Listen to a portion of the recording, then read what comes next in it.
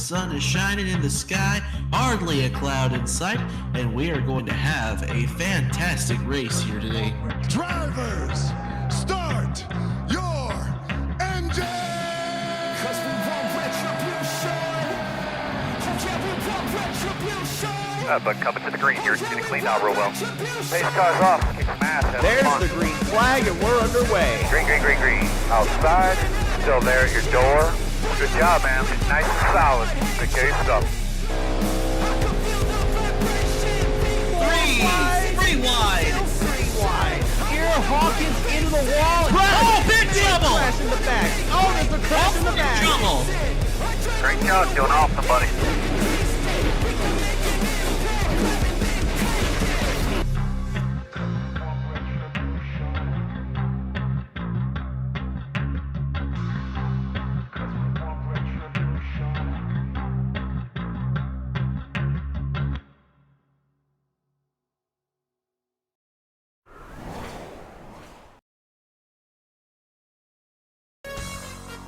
Well, ladies and gentlemen, I'm not sure if you guys end up hearing or noticing that the sound is kind of glitched out. I do want to apologize for that. I'm not 100% sure what just happened there. But one thing is for certain, and one thing that we all know for sure, is that we have 42 cars at the ready to start race number 10 of the WRLA Pepsi Cup Series. It's the Safelite 400 from the North Wilkesboro Speedway. As always, I'm Elijah Leonard here, ready to bring you the action. 200 laps worth of action here at the North Wilkesboro Speedway. So a little bit more racing to deal with, much less than what we had at the Iowa Speedway just last week. Just in case if y'all missed it, we had 125 laps worth of really good racing all the way around. We had a few cautions at the beginning and a long green flag run, and then a few cautions at the end, which wound up seeing not only Walker Family Motorsports sweep the front row to start off the race, but a Walker Family Motorsports car going to victory lane, and that being Abby Walker, who wound up getting her first win of her career, second for the Walker Family Motorsports organization as an entirety, and a lot of momentum, I would say, definitely on the side of Abby Walker. She managed to grab the maximum amount of points that you can earn throughout this points format that we're running for the month of May. For those that may not know exactly what that is, it is 5 bonus points for leading the most laps, 10 bonus points for leading the most laps, and then the 20 bonus points for winning the race. All that combined with the traditional 40 points just for finishing in first place, you get a total of 75 points towards the championship just in one race alone, if you manage to get all the bonus points while winning the race on top of all that. So with that said, ladies and gentlemen, this is gonna be pretty fun. We're already halfway. I can't believe we're already halfway through the month of May, and we've got 2 races left before we go on our little break after tonight, and things are definitely starting to heat up as we're winding down, as we're getting ready to wind down on the month of May. Let's go ahead and take a look at your point standings after Iowa, and we had a few more changes. Zachary Fitzwater retakes the points lead after a top 10 finish, but not by much. Terry Walker, after finishing second at Iowa last week, he comes in 2 points back from Zachary Fitzwater. Roberto Crown Jr. and Ryan Little both tied. Kyle Craven gets kicked back to 5th. Scrolling on past through your point standings right over here. Andrew Miller breaking inside of the top 20. Getting a little bit more momentum on his side. So definitely really happy to see that Andrew Miller starting to regain a little bit of that momentum that he was really hoping to start off the year with. Nathan Stapleton climbing up through the point standings. He's up to 24th. Claire Phillips, unfortunately, her woes are starting to are still continuing as she's fallen from top 5 to top 10 all the way down to just top 30 in the point standings. And then we go back to the bottom of the points ladder. There's Noah Clifton, who is 33rd in the points with 100 points in his bank.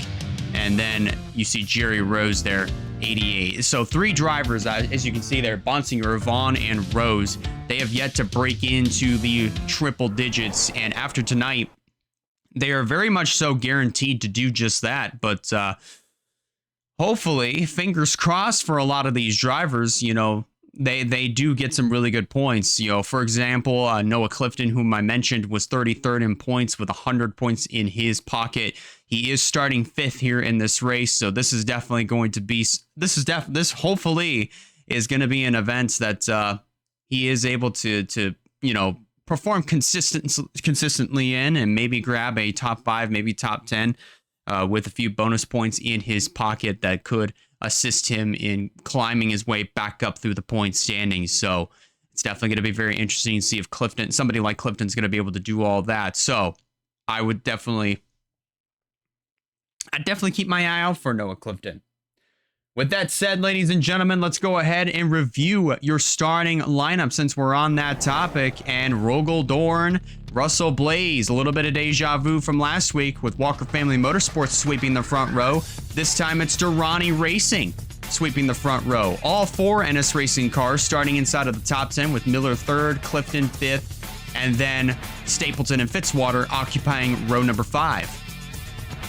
There's Janiyah Hill in the number 7. She's going to be starting 15th in this event. There's Sebastian Vaughn in the 54. Second to last in the point standings. Going to need a miracle to happen here tonight if he wants to advance his way up through the point standings and get that catapult that he's been looking for. There's Martin Nixon making his first start in a little while. Joshua Cornish, I would believe this is his first start since Martinsville a few weeks back. Starting 29th here in this race, looking for a good run and try to get his second Pepsi Cup Series win. Former points leader Cairo Craven starting in the 24th spot, and we scroll a little bit further on back. There's Naya Steidel, who is 6th in the point standing, starting 38th. She's going to have her work cut out for her here in tonight's race. And then as we scroll to the back end of the starting lineup,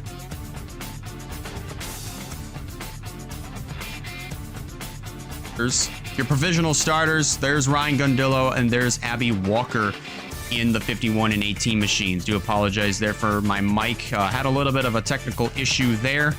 But ladies and gentlemen, this is going to be one hell of a night here at the North Wilkesboro Speedway. We could see more cautions than what we saw at Iowa. We could see a little bit more of green flag runs take place. There's a lot that could happen here at the North Wilkesboro Speedway. And a lot can happen within 200 laps. With that said, ladies and gentlemen, drivers are strapped into their cars. Pre-race ceremonies are just now starting to wrap up. But in order to get these 42 cars rolling on the racetrack, let's go trackside to get the command to fire the engines.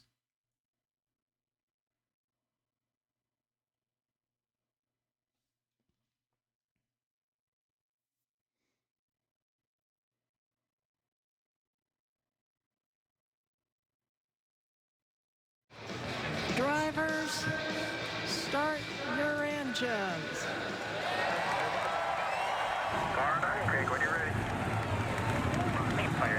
Engines are fired, pace car is rolling off, and so are these 42 competitors.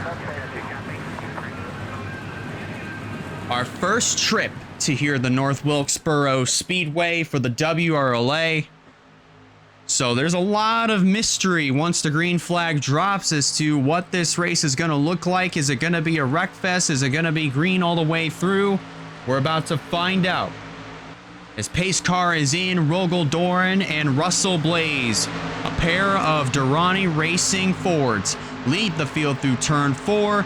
Green flag flies right now, and we're racing in North Wilkesboro.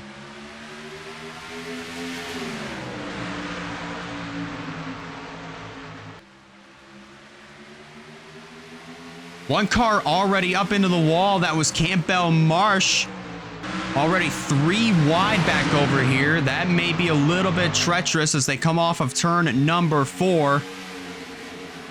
Got 3 wide and a few spots all the way in the back with our previous race winner of Abby Walker. She's in the back. Alexander Rowe, and they're crashing. CG Hall, Claire Phillips into the inside wall. and they spin into pit road. Somehow we stay green. No caution. Well, the bad news is CG Hall, Claire Phillips, they're going to go a few laps down. But the good news is they spun on pit road, and we have our first caution of the night officially. That's Ryan Gundillo, who is a lot of damage to his number 51, which I'd say is also a bit of good news for CG Hall and Claire Phillips. But man, oh man, what a start here to tonight's event here. As the first caution flies on lap number 4. But a tough break early in the going for both Claire Phillips, CG Hall, and then you can add Ryan Gundillo onto the list as more than likely, yes, Gundillo is done. Here at North Wilkesboro, he's not going to be able to continue on here in this race. CG Hall, Claire Phillips, they both will, but looks like Hall is going to be stuck in the pits. Actually, no, he just retired from the race, so they might have found a little bit more wrong with the number 17 of CG Halt. So he is out of this race early once again. And I say once again because I don't know why I said that, but but the woes for CG Halt continue this season, and unfortunately fortunately wrecking out early is not going to contribute to anything really all that good. But Noah Clifton is your current race leader. Let's go back and review what happened that caused that first caution before we take a look and see what happened to CG Halt and as well as the 5 of Claire Phillips. So this all happened actually on lap number 2.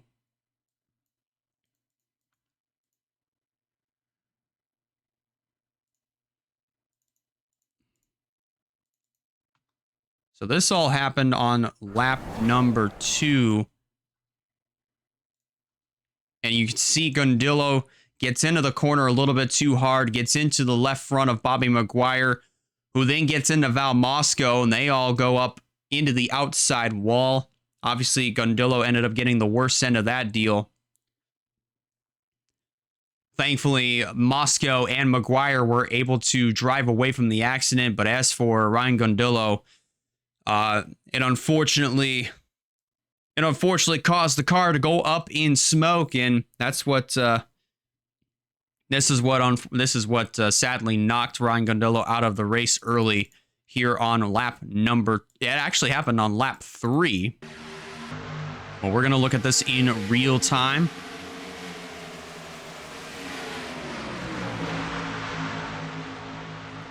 See, unfortunately, that's the unfortunate byproduct of being on the inside heading into the first corner. Sometimes you can go in from the bottom of the racetrack, just from the inside of the racetrack, just a little too hot into the corner, and that might push the car up into the not into the air, but right up into another lane, and that's what might have happened to the 51 of Ryan Gundillo. But done for the night early in this one for Ryan Gundillo, as we're still continuing to work our first caution flag of the night here at the North Wilkesboro Speedway.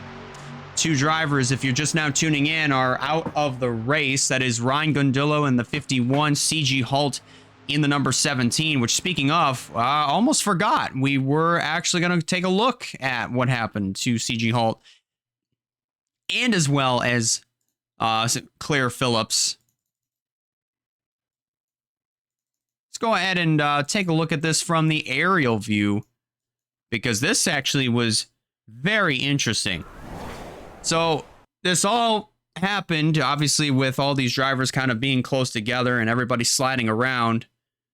They were 4 wide just for a split second. Phillips gets hit in the left rear by Emily Anderson, and then she's just essentially sandwiched between Halt and the 5 of Claire Phillips. Both drivers go into the inside wall.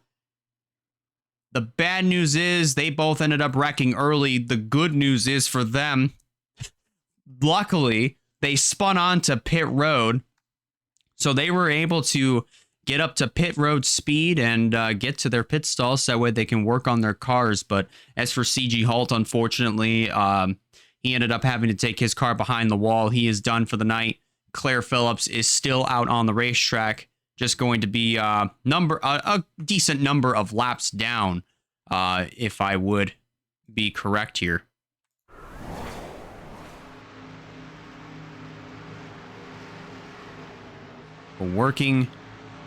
Currently working lap number 6. Phillips is currently 1 lap down here. And currently the only car 1 lap down, as we might take 1 to go this time around. And actually, no, we're going to stay under yellow here for just maybe another lap longer before we get ready to go back under the green.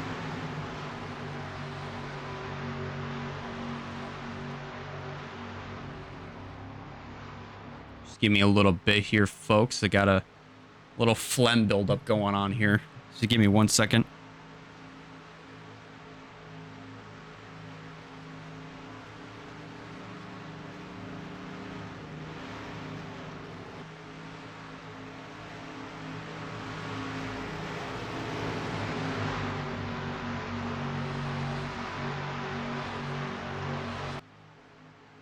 Alrighty. So as the field comes off of turn at number 4, your race leader is Noah Clifton. As we just got 1 to go here, your top 10 is going to look like this.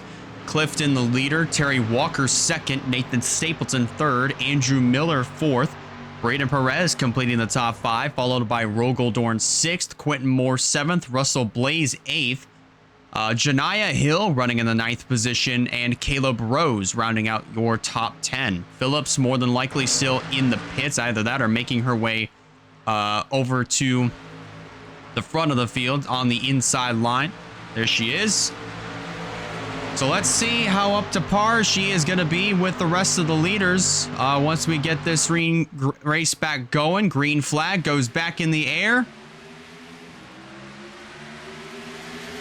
Good jump there for Noah Clifton. However, this is where the trouble is going to really start to begin here. Stapleton going to get to the inside of Claire Phillips to move up into second. And how about this? NS Racing currently, as of right now, they're 1, 2, 3.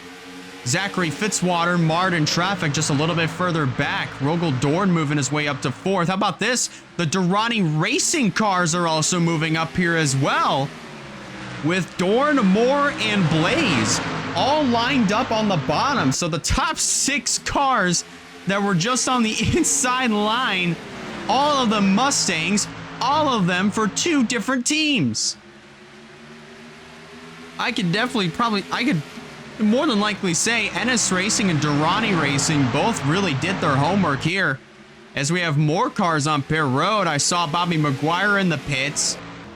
Val Moscow, Emily Anderson in the pits as well. A little bit of damage to McGuire's car.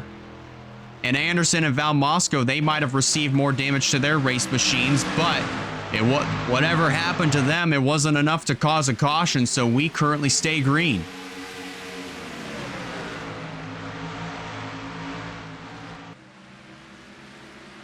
Down on the inside, here comes Skylar Taylor back out on the racetrack. Ooh, right in front of the leaders. That messed up Rogel Dorn pretty bad. Fighting with Stapleton here for the 3rd spot, and he's got it as of right now. Now trying to go for 2nd on Andrew Miller as they head back into turn at number 1.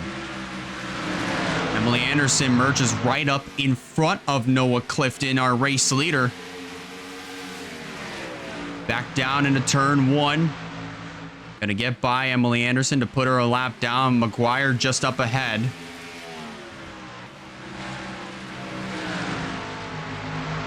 McGuire, as of right now, is 39th, 2 laps down. Emily Anderson just also went yet another lap down. Wyatt Walker apparently is 34th, a lap down as well. He just came into the pits.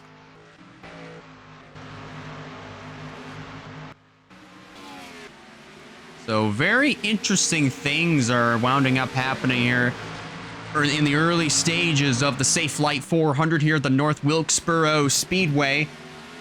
Noah Clifton continuing to check out, just 2/3 of a second ahead of this second place fight going on here between two NS Racing cars, one Durrani Racing car. That is Rogel Dorn in the 86, trapped on the second line, that second groove. As Stapleton moves up to second, Miller up to third. Rogel Dorn's going to get kicked back to fourth, and here comes Martin Nixon, who started 21st in this race. He already has moved up inside of the top 5. How about this for Martin Nixon? There's Quentin Moore, who won at the Auto Club Speedway back in March. He's gonna lose a couple positions as he's now trapped on the outside line. Miller and Nathan Stapleton going at it for the second spot. Give that position to Miller. Terry Walker and Zachary Fitzwater, 1 and 2 in the point standings side by side. As everybody is stacking up because the lap traffic. Oh, a little bit of contact there between Rogel Dorn and the 95 of Bruno De Giacomo. De Giacomo just came back out onto the racetrack. Oh, Fitzy just hit the wall hard. And that's going to allow Jerry Rose and Braden Perez to take full advantage of that, move Jerry Rose up inside of the top 5. Well, at least one spot closer to that as Nathan Stapleton is in trouble. Oh, Jerry Rose very close right there to getting into the left rear quarter panel of Stapleton. Well, actually he did, but almost turned him there, coming off of turn number 2.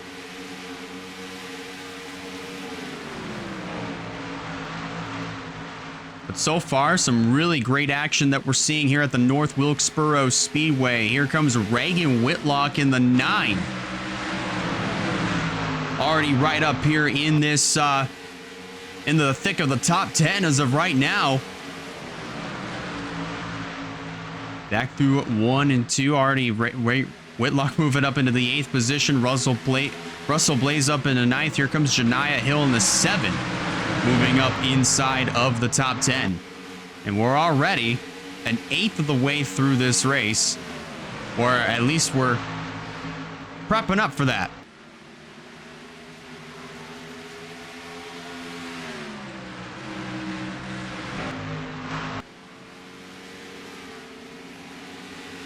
For the way through here, the Safelite 400 here at the North Wilkesboro Speedway. I almost said Kansas, but we are here in North Wilkesboro. Noah Clifton continuing to dominate the opening stages of the event. Just in case if you guys are tuning in, we already had a crash on the lap number 3 that brought out our first and currently only caution of the night.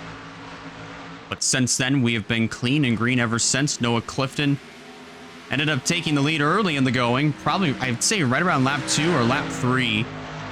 And he's held on to it ever since. He's built up a 1.1 second advantage over teammate Andrew Miller, who is in second.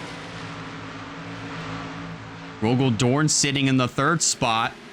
And then Braden Perez has moved up into 4th. Here comes Cologne Motorsports teammate Reagan Whitlock up inside of the top 5, now being pressured by Russell Blaze, moving his way down to the inside, heading back into turn number 1.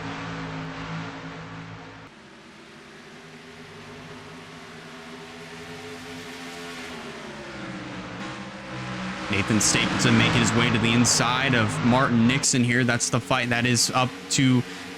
That'll move him up into 7th. Jerry Rose in that 00 now moving his way back up inside of the top 10. Jerry Rose comes into this race dead last in the point standings. 36th with, I believe, 88 points. All 3 drivers that are down towards the bottom of the points ladder, Bonsignor, Vaughn, and also... the 00 of Jerry Rose, all 3 of them are guaranteed to break into the 100 points bracket after tonight. However, they'll definitely need a little...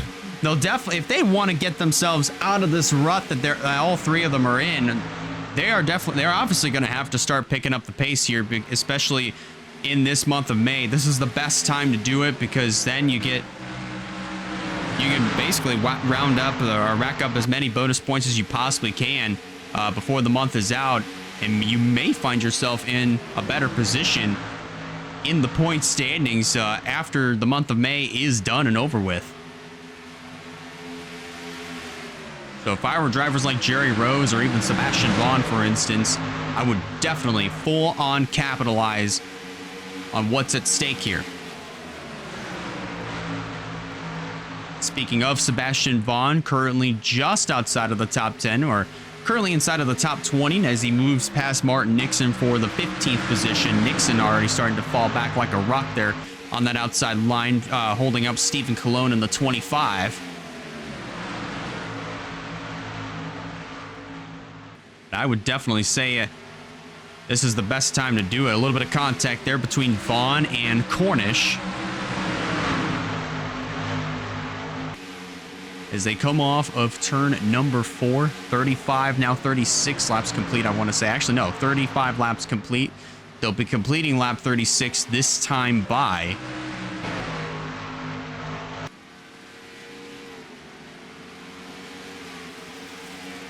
and Noah Clifton continuing to dominate here at North Wilkesboro. 1.19 seconds. It was 1.2 for the last lap.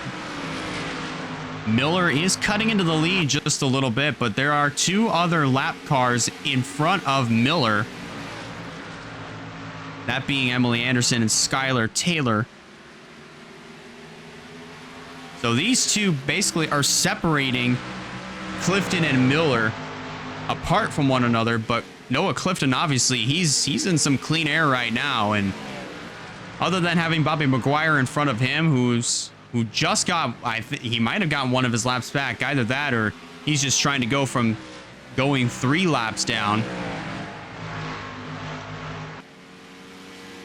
But I would definitely say, as for, you know, Bobby McGuire, this is, he'd have to hope and pray that 2 more cautions come out, or at least as many yellow flags as he can to come out. So that way, if he is able to, well, if he is able to have a shot at getting back on the lead lap, he'd preferably would have to have 2 more caution flags in order for him to at least get one of his laps back.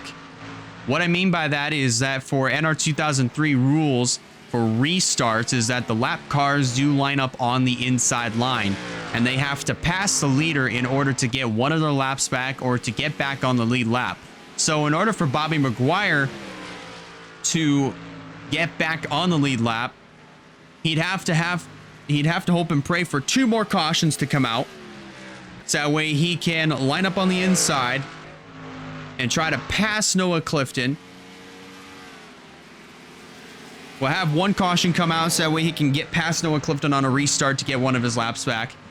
Then have another caution come out, so that way he can rinse and repeat just to get back on the lead lap. Once he does that, he'll have to rejoin the tail end of the lead lap field, and then he'll be back in contention. Trouble for Janiah Hill. Hill on pit road here in this number 7 machine. Possibly might be some tire issues. More than likely.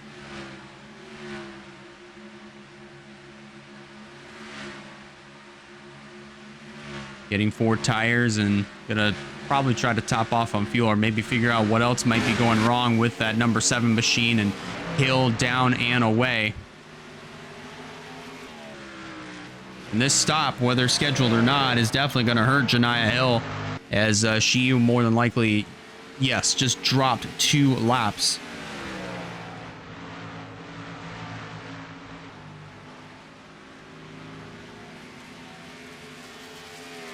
But Noah Clifton continuing to show the way here as he opens up a 1 1/3 second advantage.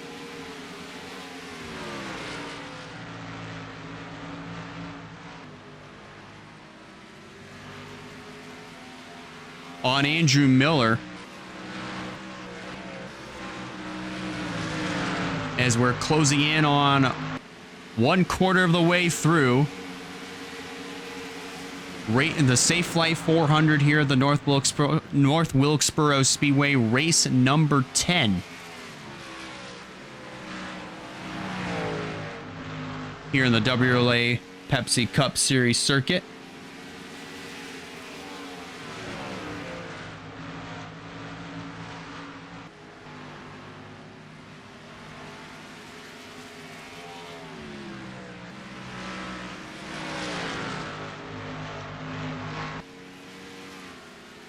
But as of right now, I do apologize if I'm not really saying too much here.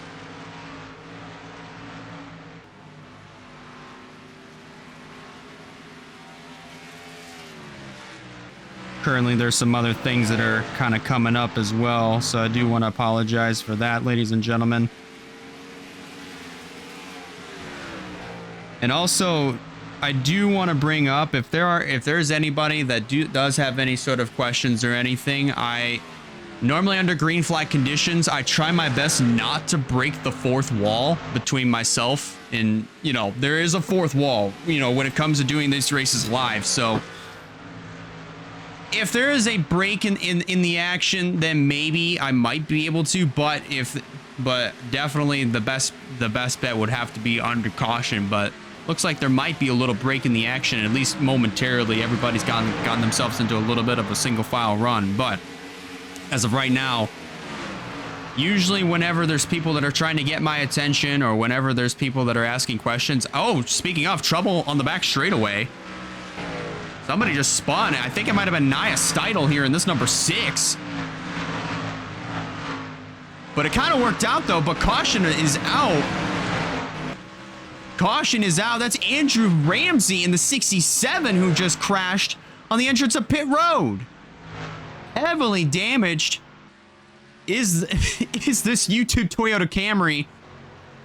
And that, I think this might have been around the time where green flag pit stops were scheduled, because everybody is coming on down.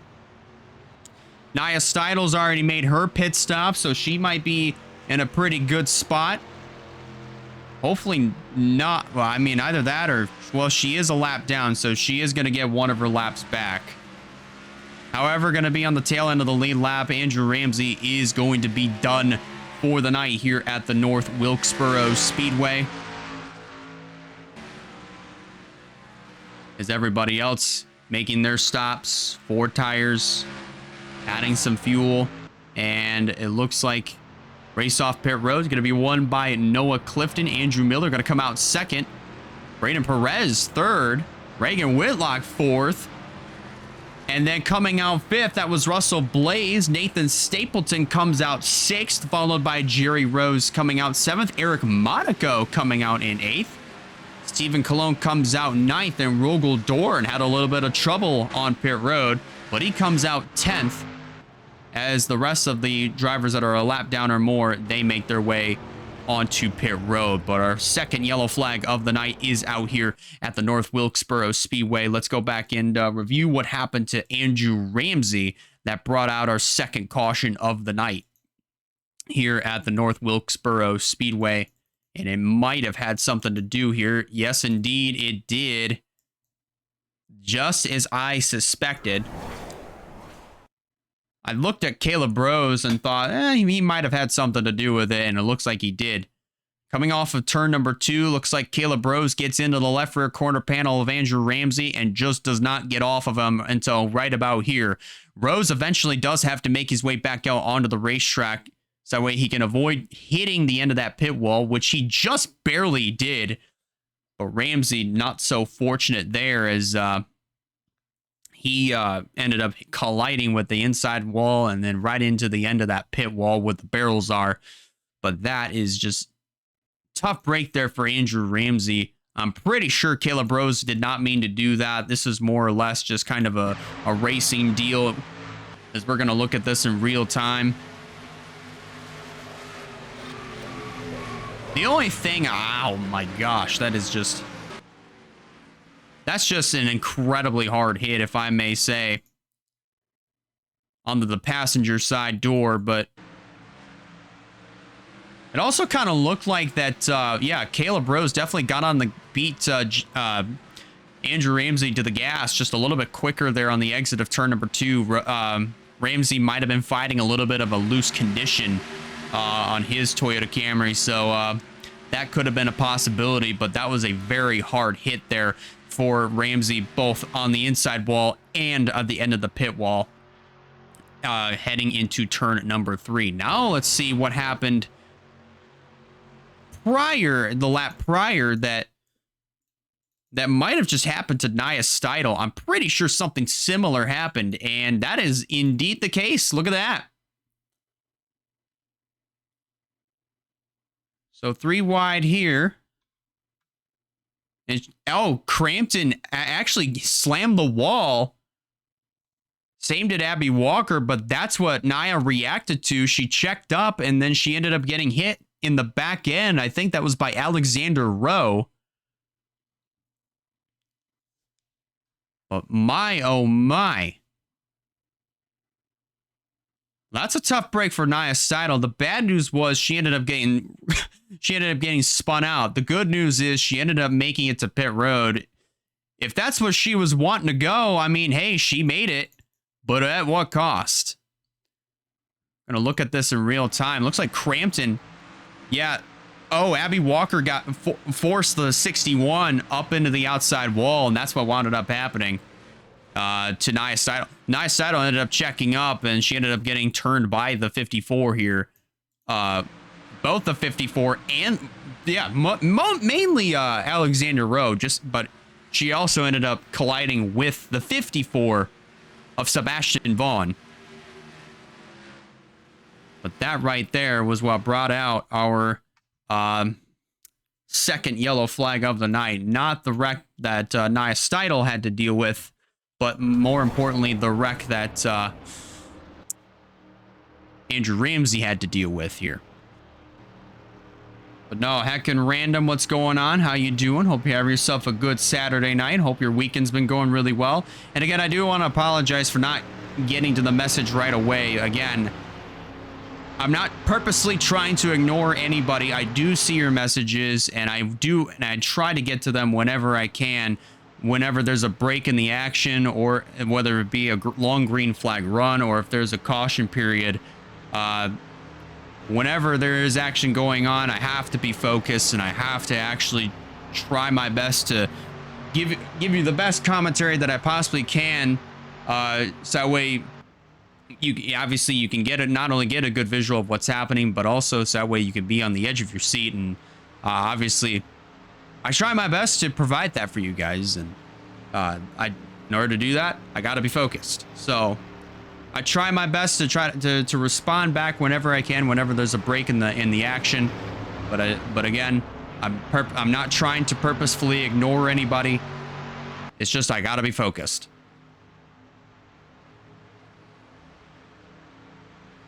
Well, what would your question be, though, Heckin? If you are still here, that is.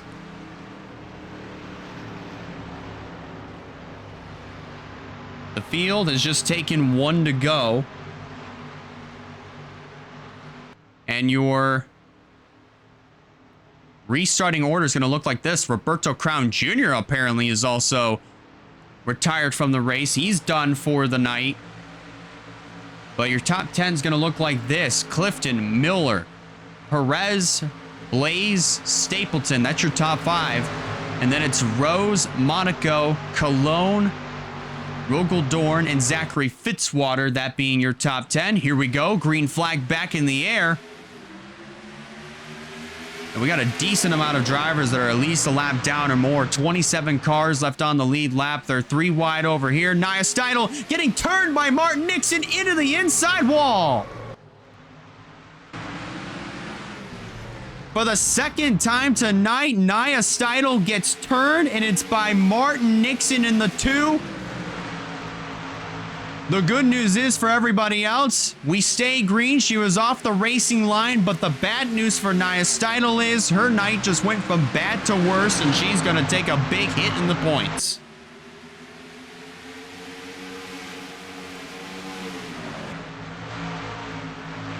But look at this action happening back over here. They are 3 wide with Crampton on the bottom, Kyle Craven in the middle, Stephen Colon up top.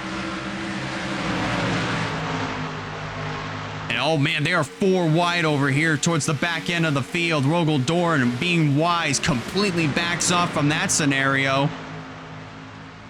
Oh my goodness gracious. Everybody just really tight over here. Aaron Abel getting bounced around back over here, saves it. We stay green. Oh, but Campbell Marsh ends up pounding the outside wall coming off of turn number 4. 3 wide once again up here. And for a little bit of 4 wide for just a split second, but they managed to sort themselves back out. But everybody all over the place. A little bit of contact between Wayne Lopez and Zachary Fitzwater a little bit further in the back. But things getting really intense towards the back half of the field, and we get a little bit closer up to the front. Noah Clifton continuing to, well, at least trying to check out once again. With Andrew Miller there in the second spot, Perez in third, Russell Blaze in fourth, and Martin Nixon, who is the first car 1 lap down, trying to do everything he can to hold his position. And so far, he's got a pretty good cushion between himself and Claire Phillips, but he's going to have to hope and pray that he doesn't get spun out here by Bruno Di Giacomo. Jerry Rose completes the top 5 as of right now. Caleb Rose in a little scuffle here with Ryan Little, that being for the 6th position, and Rose is going to end up winning that fight as they head off of turn number 2. A little bit of 3 wide action over here. That's Valkyrie Atikian in the 23, way down on the inside. Nathan Stapleton trapped up, almost up against the wall as they head off of turn number 4 in a 3 wide situation over here.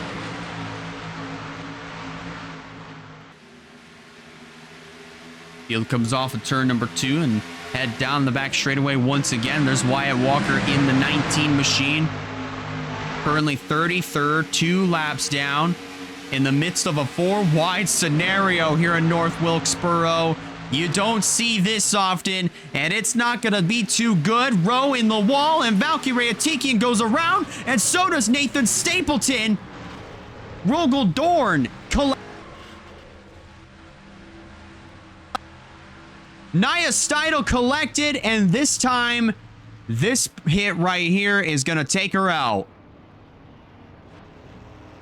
Oh my goodness.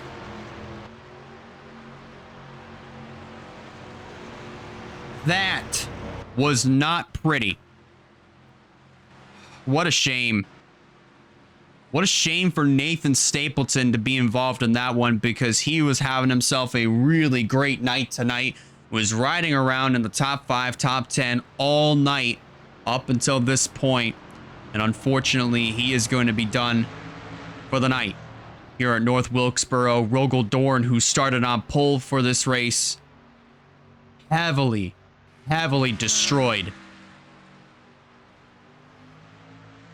And the number 86, he is going to be done for the night. And here come the rest of the lap cars being led into pit road by Skylar Taylor. But as for everybody else, looks like Jerry Rose wins the race off of pit road. Noah Clifton comes out in second. How about this? Zachary Taylor third. Alex Bonsignor coming out in the 4th position. Tanner Parton rounds out the top 5. Then it's Braden Perez coming out in 6th. Ryan Little 7th. Terry Walker 8th. Eric Monaco coming out 9th. And Joshua Cornish completing the top 10. Of all the drivers that came out of pit road, a very different look inside of the top 10 here with 71 laps complete under caution for the 3rd time here tonight. Let's review what happened to, looks like it was Valkyrie Atikian that brought out our 3rd yellow flag of the night here at the North Wilkesboro Speedway. It was a multitude of things that wound up happening here. It was about 4 wide. It was lots of cars getting into one another. It was pretty much almost anything that you could have possibly even imagined. The 4 wide scenario. Something completely unheard of at a place like North Wilkesboro. But look at this. Up in front of Stephen Colon, Parton, and Stapleton. 4 wide. That's Valkyrie Atikian, Alexander Rowe, Wyatt Walker, Alex Bonsignor, all in that scenario. Looks like Atikian and Rowe get together here. Stapleton ends up getting turned by Kyle Craven. Stapleton was kind of sandwiched between Craven and Atiki in that shot right there. Travis Crampton getting a little piece. Rogel Dord with nowhere to go. Claire Phillips didn't have anywhere to go. And look at the 86 just getting sent upside down. Nia Steidel, man, nowhere to go as well. And adding insult to injury there, Nathan Stapleton, who was just trying to get into the pits. Oh, man. That's such a shame. He wound up colliding with the end of the pit wall there. Similar spot to where Andrew Ramsey ended up hitting, which brought out our second caution, but my oh my, Nathan Stapleton. A night that was going really good. It went from good to bad, and then it went to worse right there when he ended up hitting that end of the pit wall. But unfortunately, it is game over for a good amount of these drivers that were involved in this crash on lap 70. There's just so much that wound up happening over here. Track essentially was blocked getting into turn number 3, and Nia Steidel just tried to shoot the gap, and unfortunately it just wasn't going to work, especially with Claire Phillips blocking the way. And that car is junk. So Phillips's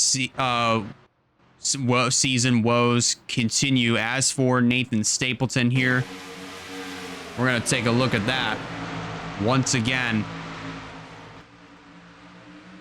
From his perspective, just gets sandwiched between Atikian and Kyle Craven right there.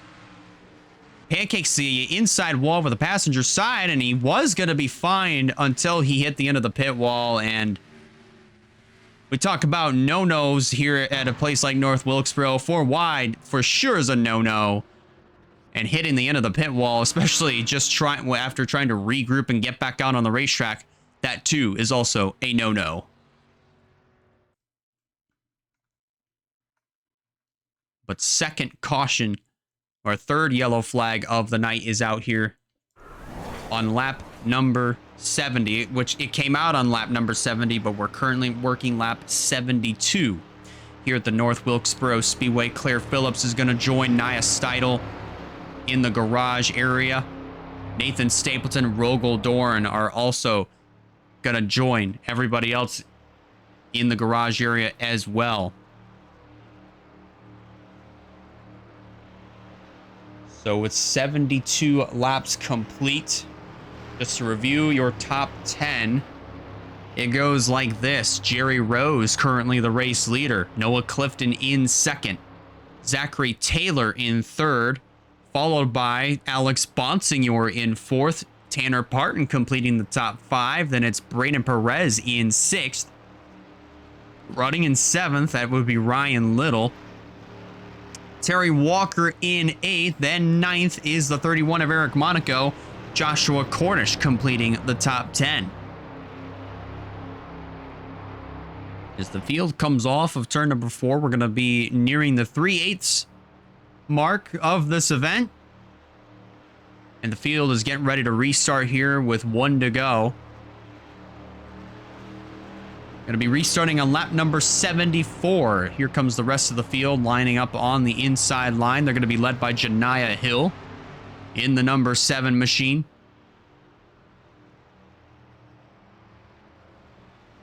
Also joining her, it will be Val Mosco, Bobby McGuire, Skylar Taylor, Bruno DiGiacomo, and others. We currently have 24 cars left on the lead lap, and 35 of them still left on the racetrack. 35 cars left on the track, 24 of them left on the lead lap. Jerry Rose going to lead the field to the restart here in North Wilkesboro. Really good jump on that restart there for Jerry Rose. As the rest of the field, it's time to deal with the lap traffic on the inside line. Noah Clifton gonna have Val Mosco down to his inside. Bobby McGuire gonna try to make it 3 wide. Are we going 4 wide again in North Wilkesboro? Yes, we are. They're beating and banging off of one another. Janiyah Hill once again in another 4 wide situation.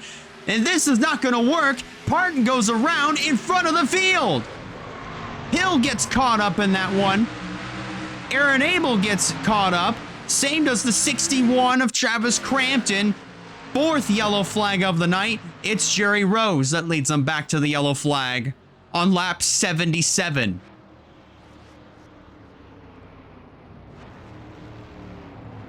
And once again, the leaders come on down to pit road, and we're going to have a handful of drivers that are going to stay out.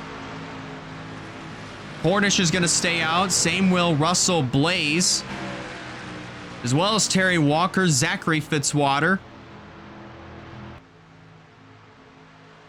Looks like it's just going to be these 4 cars. Make that 5, 6.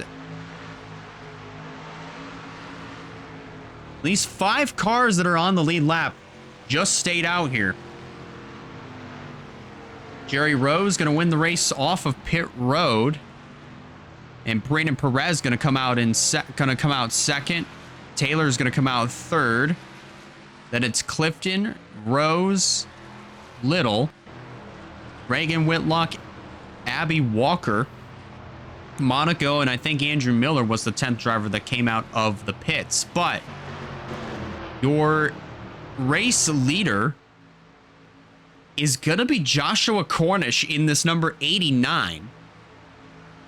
As we're working now lap 79 here at the North Wilkesboro Speedway. We're closing in on the halfway mark of the Safelite 400 here at the North Wilkesboro Speedway. Let's go back and review what happened that caused that 4th caution flag of the night here at the North Wilkesboro Speedway. All hell essentially just broke loose there on that restart, because just let's go back in and just digest this for a second, because look at this on the front straightaway. You just don't see 4 wide like this here at North Wilkesboro. That's Zachary Taylor, Janiah Hill, Skylar Taylor, and Emily Anderson, all 4 wide here at North Wilkesboro. And then it happens again with Zachary Taylor, Janiah Hill, Tanner Parton, and Wyatt Walker right here. And I believe, yes, Hill gets sandwiched between Taylor and Parton. And that's what sends the 07 around on the back straightaway. Hill ends up getting caught. It just ends up getting bopped by the 07 at the very last second. Fitzwater gets caught up in this one. That's our points leader, mind you. Aaron Abel gets involved. And so does the 61 of Travis Crampton, just getting into the left rear quarter panel. The 43 of Aaron Abel. But that just was not, that thankfully it didn't involve more cars. That's the good news. But the bad news is a lot of these drivers are probably going to start pushing 4 wide once again once we hit the restart. And then just this is just absolute mayhem on the back straightaway here at North Wilkesboro. Just absolute straight up mayhem.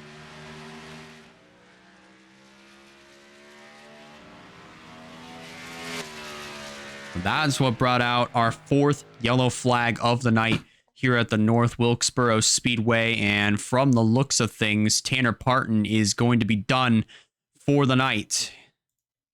And he will join a decent list of other drivers that are also going to be done for the night. Aaron Abel is another one that is going to be joining Tanner Parton in the garage area. So now that will mean we'll have 33 cars left on the racetrack and 22 of them left on the lead lap.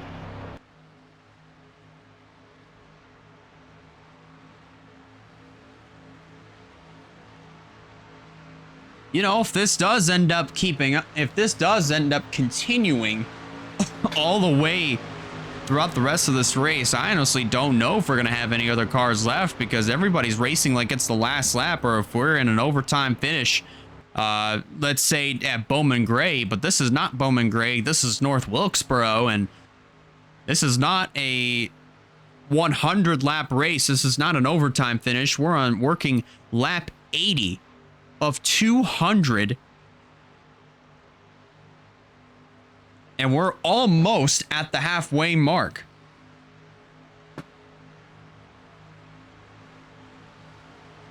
The field comes off of turn number 4. We're going to get 1 to go yet again this time by. So we're going to try this again.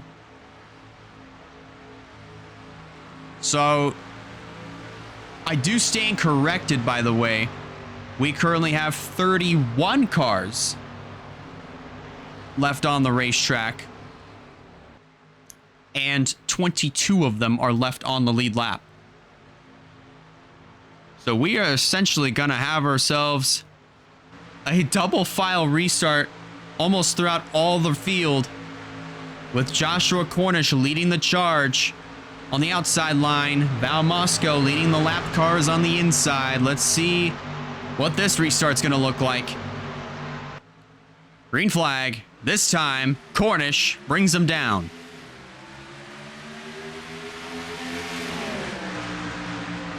Good jump there for Joshua Cornish. He's going to break away momentarily, but Moscow right there on the inside line trying to get one of his laps back. He's currently 3 laps down in the 33 machine. Caution flies once again, and this time for a similar size crash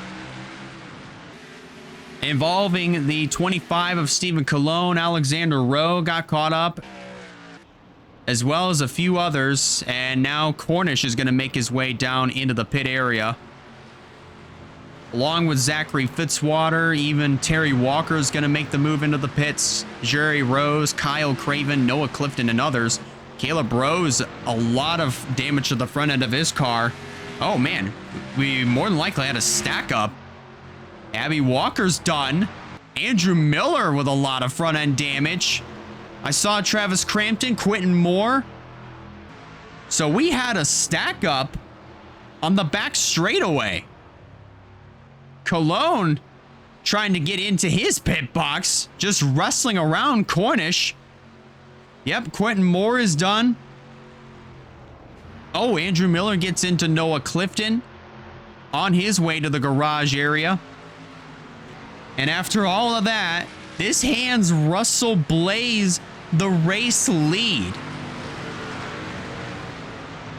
To be quite honest, I don't think we're going to have any other cars that are going to be left to compete, because a lot of them are just constantly wrecking themselves out, all just trying to either get back on the lead lap or try to go for, or at least try to, go for as many positions as they can.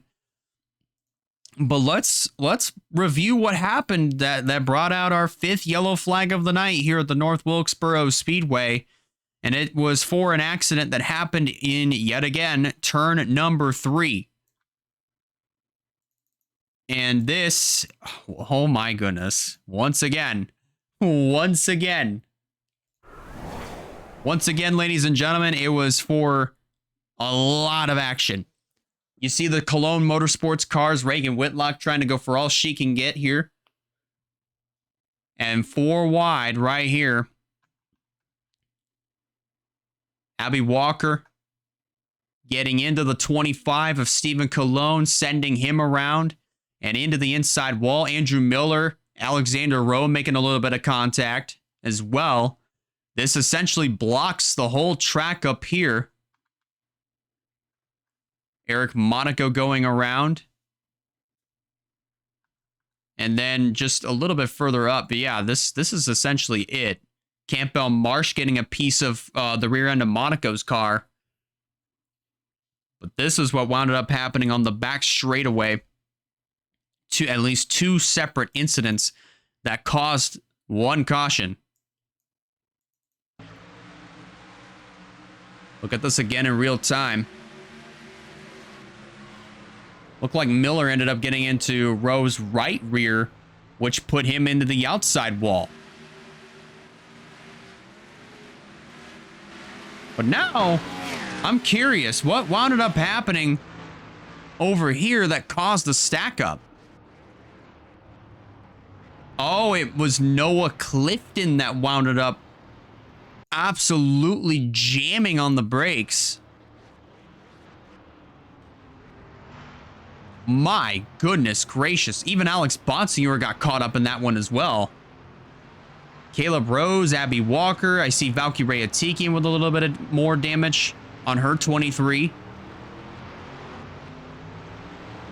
But my, oh my, that stack-up effect is going to take out a decent amount of other cars.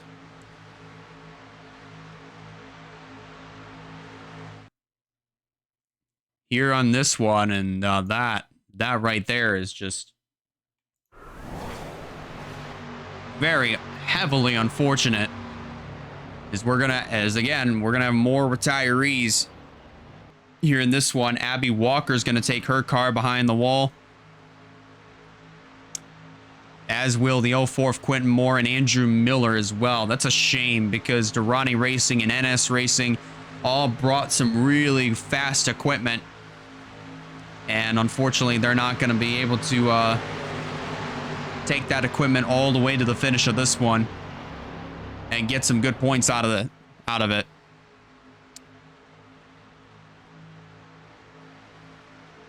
One to go. Nope, not yet. Not quite yet. So now we're going to be left with at least 28 cars left on track, with 19 cars left on the lead lap.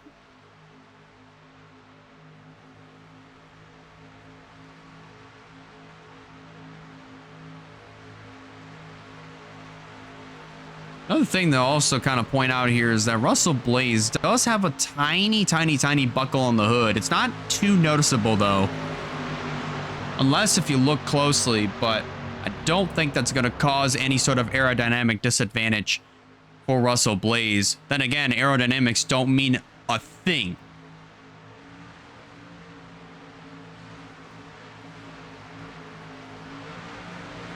I just want everybody to know all I did was move my leg.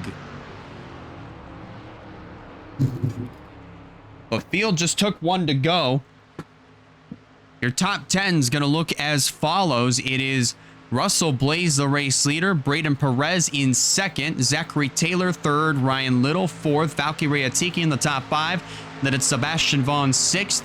Terry Walker 7th. Zachary Fitzwater 8th. Noah Clifton hanging on to 9th. And Kyle Craven completing the top 10 as the field works their way through turn number 4. And Russell Blaze, the only Durrani Racing car left in the field, brings them to green.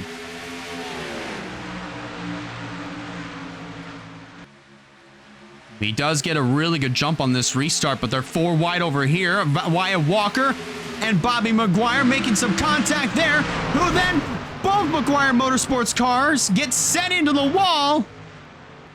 Janiah Hill getting the worst end of that one, and just like that, we're back under caution. Alexander Rowe also with trouble, as well as he also ends up hitting the pit wall. And just like that, we're back under caution. Russell Blaze and Braden Perez bring their cars on down to pit road, along with the rest of the other cars that are left that are on the lead lap. Looks like Joshua Cornish, Stephen Colon, these 2 cars are going to wind up staying out.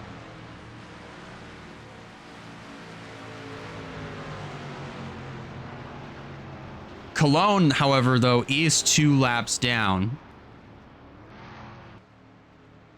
But the race lead is going to go back over to Joshua Cornish. And how about this for Caleb Rose inside of the top 5? And look at this car. It is absolutely destroyed. Essentially a modified, and he's in second place. What in the world? You know, you gotta give Caleb Rose all the credit in the world, because this car is absolutely junk.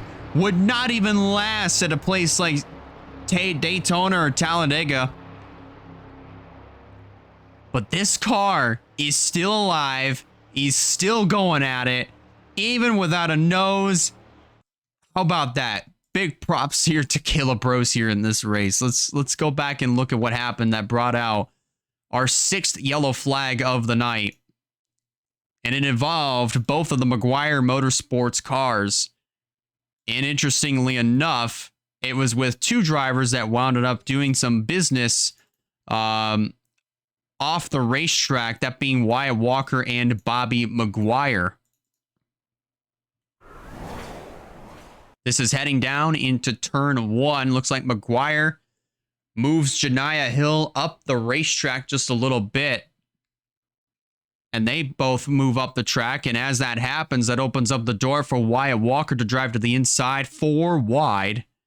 On the back straightaway here in North Wilkesboro, Maguire and Walker make some contact. They have to get back up into the racing lines. That way Walker can avoid the end of that pit wall. And right here is where Maguire gets forced up the track by Wyatt Walker.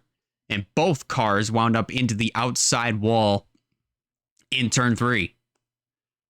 Unfortunately, Janiah Hill ended up getting the worst end of that one. And her car is going to be a little bit more damaged to, obviously going to be a little bit more damaged than what it was previously, but it's kind of a shame there, running in the 27th position, at least multiple laps down. Same for Bobby Maguire. And the thing is, Fitzy is pretty lucky that he wasn't caught up in this, because remember, Walker, Maguire, and Hill, all 3 of these cars are multiple laps down. And they're all racing like it's the last lap. Which is absolutely mind-boggling to me, but also at the same time, it's short track racing here at the North Wilkesboro Speedway. But it caused a caution, and unfortunately, Janiah Hill wound up getting the worst end of that stick. And there's Travis Crampton. I think we had another stack-up effect that wound up happening. And Crampton does have a lot more damage to the front end of his car, so he'll more than likely be done and out of the race. But let's look at what happened to Alexander Rowe. I swear if he gets turned by his teammate. And he does. He gets turned by his teammate. And as Rowe was trying to get back out on the racetrack, he becomes the 3rd driver to collide with the end of the pit wall. First, it was Andrew Ramsey. Then it was Nathan Stapleton. And now add Alexander Rowe to that list. That is just absolutely unfortunate. Unfortunate to see a multitude of cars wound up colliding with the end of that pit wall. We're working our 6th caution flag of the night here at the North Wilkesboro Speedway. Crampton and as well as the 34 of Alexander Rowe, they're going to bring their cars back behind the wall. And that is going to leave 26 cars left on the racetrack and 17 of them left on the lead lap. I swear, if this is going to be similar to what we had in the McDonald's Cup Series race at Bristol last year, I don't know what to say, because we had some really good racing earlier on in the event, but all it took was one caution, and that just set the rest of the field off in an absolute wreck fest all the way up to this point.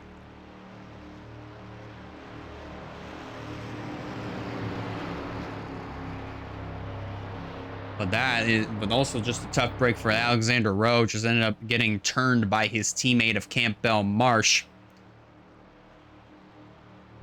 And then ends up colliding with the end of the pit wall. And man, that's just a shame. That honestly is just a shame. Field is just taking 1 to go. Top 10 is going to look like this when we restart. It is Joshua Cornish, who is the race leader, followed by Caleb Rose in 2nd. Russell Blaze in 3rd, then it's Braden Perez 4th. Sebastian Vaughn completing the top 5, followed by Ryan Little 6th. Then it's Valkyrie Atik in 7th. Terry Walker 8th, Zachary Taylor 9th, and Jerry Rose rounds out the top 10. with now 17 cars left on the lead lap, 26 of them left on track. Let's see how the rest of this race pans out. Green flag getting ready to go back into the air, and Cornish brings them on down. Great start for both Cornish and Caleb Rose as they head back into turn 1. Nixon also hanging tough there. Oh, a little bit more trouble happening over here. It's a huge stack up and caution out yet again. This time it might have just happened on the front straightaway. Front stretch here at the North Wilkesboro Speedway. First time that we've had a wreck happen on the front stretch, and just like that, we're back under caution.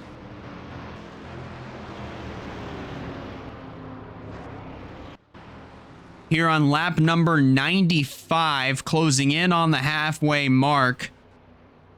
You know, you gotta wonder just exactly what wound up happening on the front straightaway. But whatever it was, I mean, whoever it was, I'm hoping it wasn't our points leader Zachary Fitzwater that wound up going around on the front stretch, because that definitely would have been catastrophic to say the least, especially since he is the points leader. But working what more than likely is our 7th caution of the night here at the North Wilkesboro Speedway. Let's go back and take a look at what happened that caused our 7th yellow flag of the race. And the unfortunate thing is we didn't even get a full green flag lap in.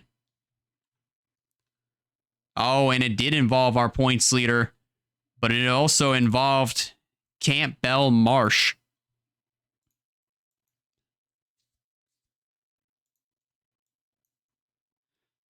On the restart, let's take a look at that.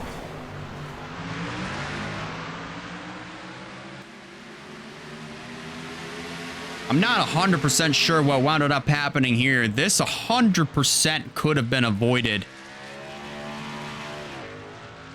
because Zachary Fitzwater had a run on the outside, and I guess Campbell Marsh tried to cover the spot, and he just was a little too late.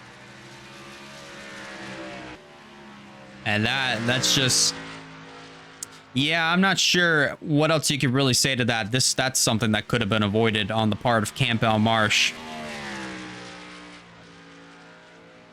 But that's what brought out our 7th yellow flag of the night here at the North Wilkesboro Speedway. And just in case if you guys are tuning in, we are currently working our 7th caution of the night. We are nearing the halfway mark of this race. Back on lap number 2, CG Holt and also Claire Phillips, both of those drivers wound up crashing on the back straightaway heading into turn number 3.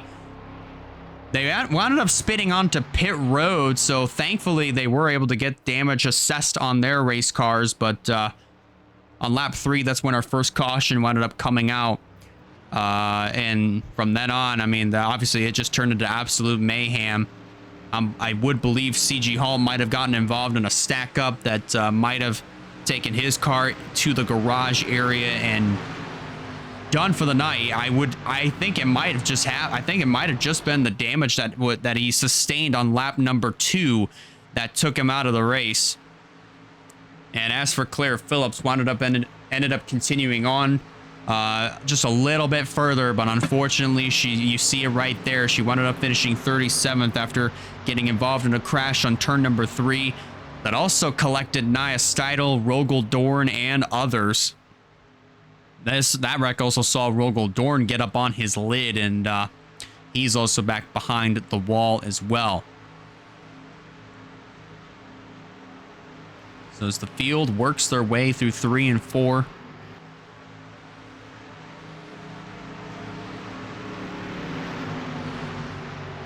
just wondering when we're gonna get another green flag run like we did earlier in the race. It feels like essentially at this point we might as well just turn this into a WRLA pacing simulator.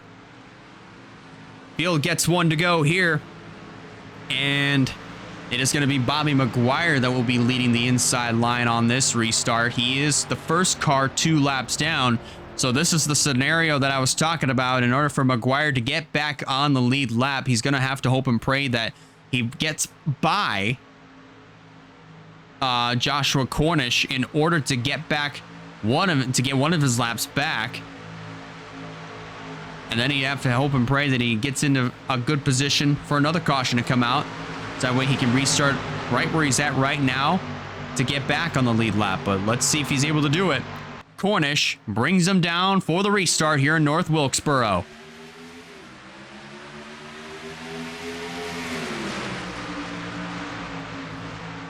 Ooh, Cornish getting forced up high here as they come off of 2, heading down the back straightaway once again.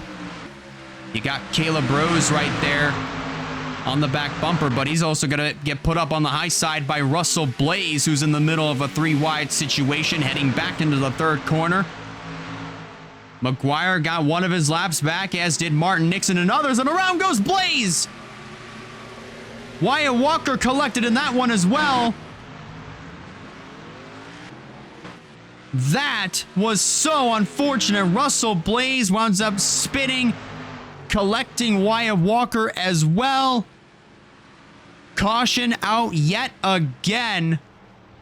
And we have a stack up on the back straightaway, collecting Reagan Whitlock. I see Eric Monaco as well being involved in this one. Sebastian Vaughn with a little bit more damage than what he had earlier.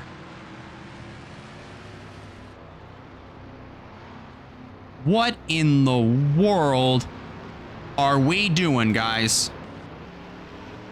What are we doing? Cornish winds up making his way down into the pits. This is going to give the lead over to the 88 of Braden Perez.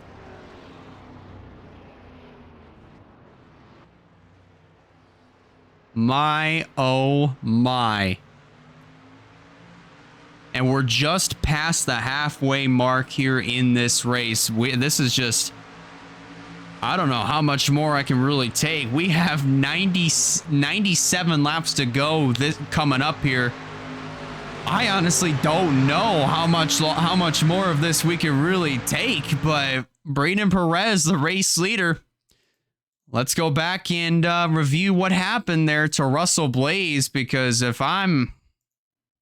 he was just in the middle of a 3-wide scenario, and I'm pretty sure it was because Joshua Cornish, yes, let's watch this here.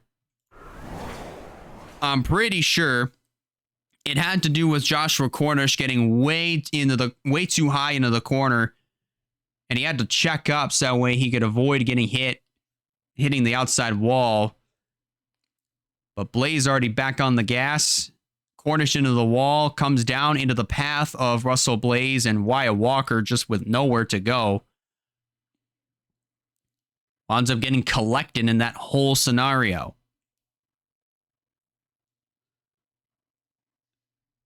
So that was a tough break for both Russell Blaze and Wyatt Walker, more so for Blaze because he was running in 2nd place at the time. And as for Wyatt Walker, he was running 23rd, just a multitude of laps down. Here it is in real time. Just right there. Walker just absolutely had nowhere to go. He had no idea that was going to happen as well. And Blaze almost added his name to the list of drivers that would have hit the end of that pit wall. But thankfully, that didn't quite happen. But regardless of how you look at it, I would definitely guarantee Russell Blaze is not happy about this whole scenario whatsoever. And he's definitely going to, more than likely, I wouldn't say he's out of it, but he's definitely down for the moment here in the Safelite 400 here at the North Wilkesboro Speedway as we're going to rejoin the field. And currently, he is on the tail end of the lead lap in the 17th position. With your top 10 now looking like this. Braden Perez, the race leader. Then running in 2nd is Sebastian Vaughn. Ryan Little moving up into 3rd. Terry Walker 4th. Martin Nixon rounding out the top 5. Then it's the Joshua Cornish running in 6th, Jerry Rose 7th, Caleb Rose in 8th, Noah Clifton 9th, Zachary Fitzwater rounding out your top 10.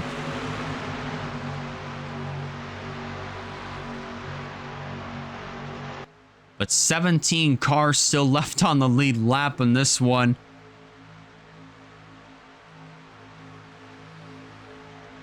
It's the field.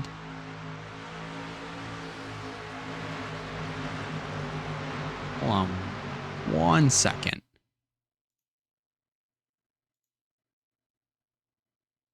Hold on. I was like, wait, did OBS just crash?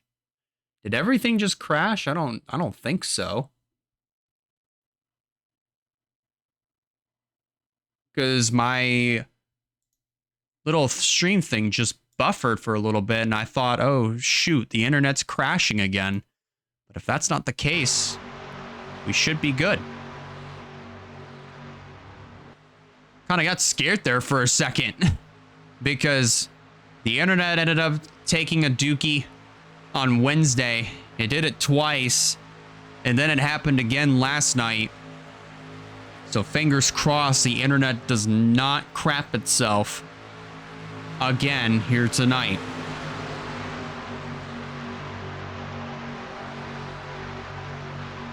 So the field's going to work their way through turn 4 this time. They'll take 1 to go. Bobby McGuire did get one of his laps back, but he's going to line up on the inside once again. He's going to have to hope and pray for another caution to come out, so that way he can rejoin the inside line at the tail end, so that way he can work his way up to the front end of this line. If another yellow were to come out, then he'd have a chance to get back on the lead lap. But it's going to be Russell Blaze. He is not the official race leader, but he will lead this field back to the green flag. Your official race leader being Braden Perez, starting right behind the 69 of Russell Blaze. Green flag. Going to go back out in the air. Russell Blaze going to get not as good of a jump on that restart as Bobby McGuire did, but McGuire's going to wound up taking off. Braden Perez wasting no time, ducking to the inside and crashing yet again. It is Stephen Colon around, collecting Joshua Cornish and Sebastian Vaughn. We had more trouble in the back. That's Caleb Rose, who wound up spinning, and just like that, we're back under caution.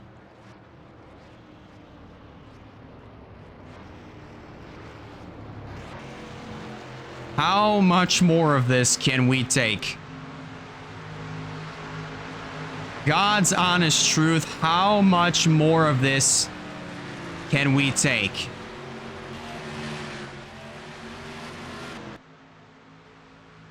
Perez ends up bringing his car down into the pits.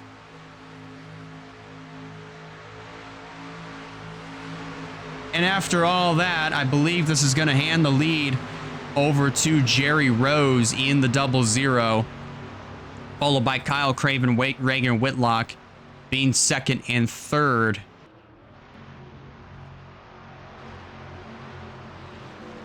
And Valkyrie Atikian is going to win the race off of pit road. Zachary Taylor's going to come out in 2nd. Then it's Eric Monaco coming out in 3rd. Terry Walker comes out 4th, followed by Ryan Little 5th. And 6th would be Zachary Fitzwater. Braden Perez comes out 7th. Caleb Rose comes out 8th. Martin Nixon comes out 9th. And Noah Clifton completes your top 10 of drivers that came out of the pits. But it is now Jerry Rose who reassumes the top position here. Let's go back and review what happened to Stephen Colon. I'm not sure why we were 4 wide there. Honestly, 4 wide at this juncture of the race was just absolutely unnecessary.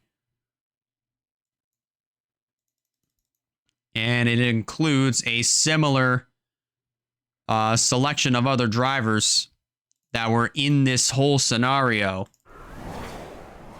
One of which being the 19 of Wyatt Walker. You see Stephen Colon there. He's going to wind up being in the middle. But he leaves that door open for just long enough for Wyatt Walker to be there on the inside. You also have the 27 of Ryan Little in the middle. But Cologne does slide up into the 27 of Ryan Little. And then gets spun up in front of the field. Caleb Rose ends up getting turned in the background by Zachary Fitzwater. Here's where Cornish winds up getting collected. Jerry Rose also has some damage as well. But my goodness. 4 race cars that wound up getting involved in 2 separate incidents under the same caution flag. This is just absolutely... It's becoming less and less of pandemonium, but it's starting to turn more and more into how much longer can all these drivers really take here. Because, again, 4 wide was just completely unnecessary. That's also a tough break for Stephen Cologne. A bad night gone worse. Joshua Cornish, who is also running up at the front of the field for a decent for a decent portion of the race. He gets caught up. Sebastian Vaughn, who was having himself a pretty good night. Unfortunately, he has a little bit more damage than what he had previously, and I'm not sure how much that's going to hurt him, but it's going to be very interesting as to how the rest of his race is going to turn out here at North Wilkesboro.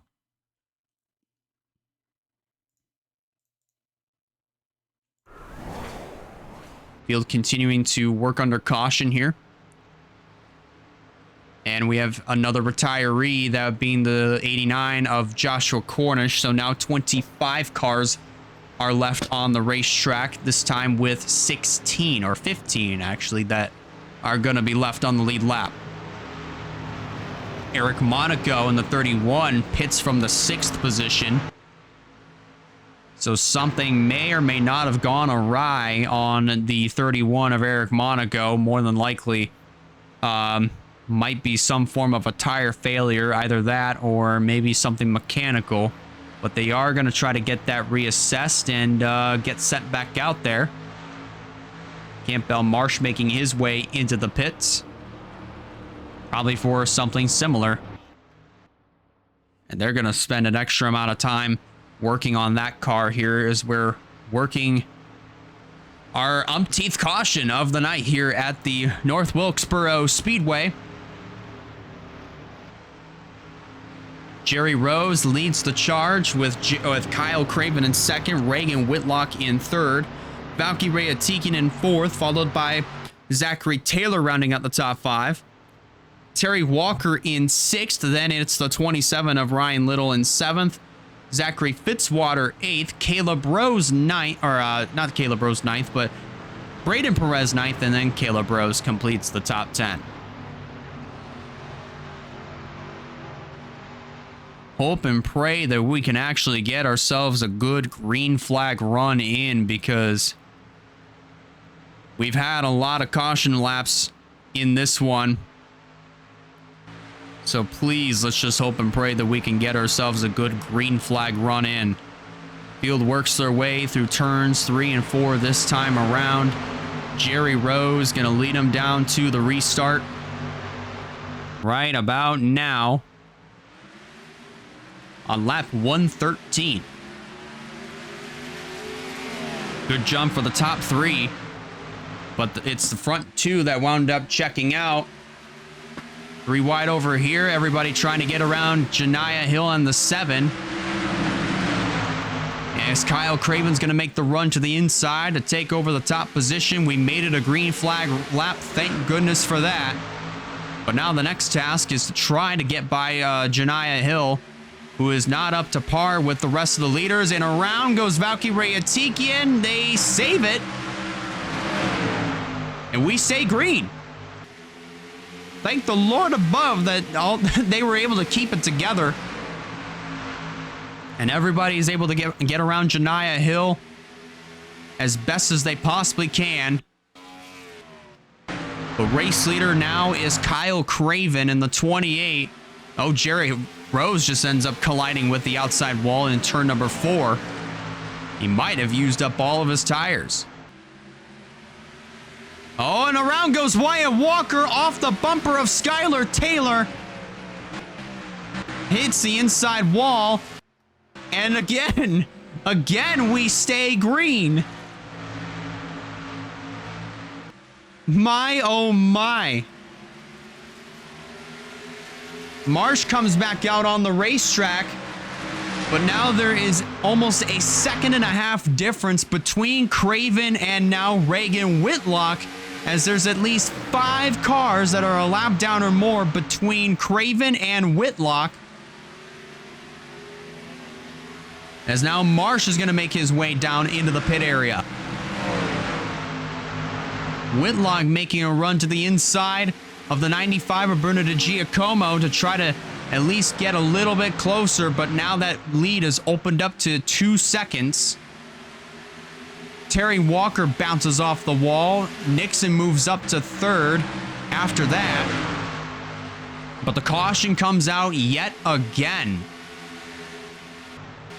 And this time it's for Sebastian Vaughn in the 54. And this time his night is over.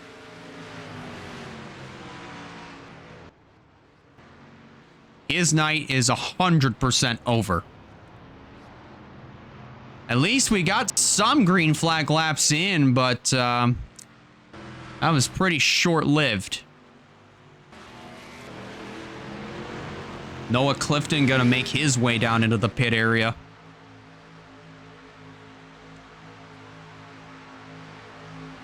But all the lead lap cars, they are gonna, well, at least some of the lead lap cars, they're gonna wound up making their stops. But your new race leader as of right now, that would be Martin Nixon in the number 2 machine. Reagan Whitlock is going to make her way back out on the racetrack, followed by Kyle Craven and Ryan Little. And others will eventually follow. There's points leader Zachary Fitzwater making his way back out on the track. But Martin Nixon assumes the race lead here at the North Wilkesboro Speedway. Let's take a look at what happened to Sebastian Vaughn. That brought out our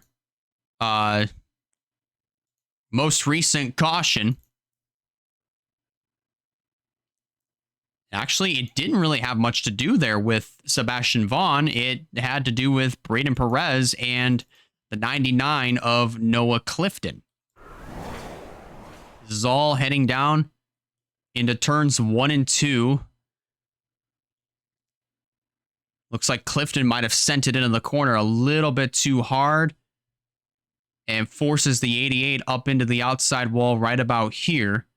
And Clifton just unfortunately gets right reared by the 99, by the 88 of Perez. They continue to ride the wall, and there's where Sebastian Vaughn is going to get knocked out of the race. Fitzy ended up getting collected in that one as well. But Noah Clifton, Sebastian Vaughn, Braden Perez, all 3 of those drivers were the cause of this yellow flag. And the one that obviously is going to get hurt the worst in this one is the 54 of Sebastian Vaughn. Let's go back and take a look at that again, this time in real speed.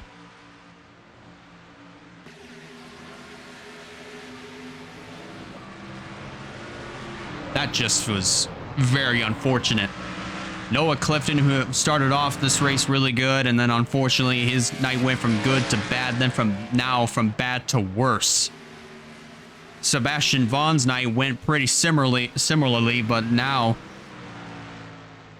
his night is over on lap 120 here at the North Wilkesboro Speedway.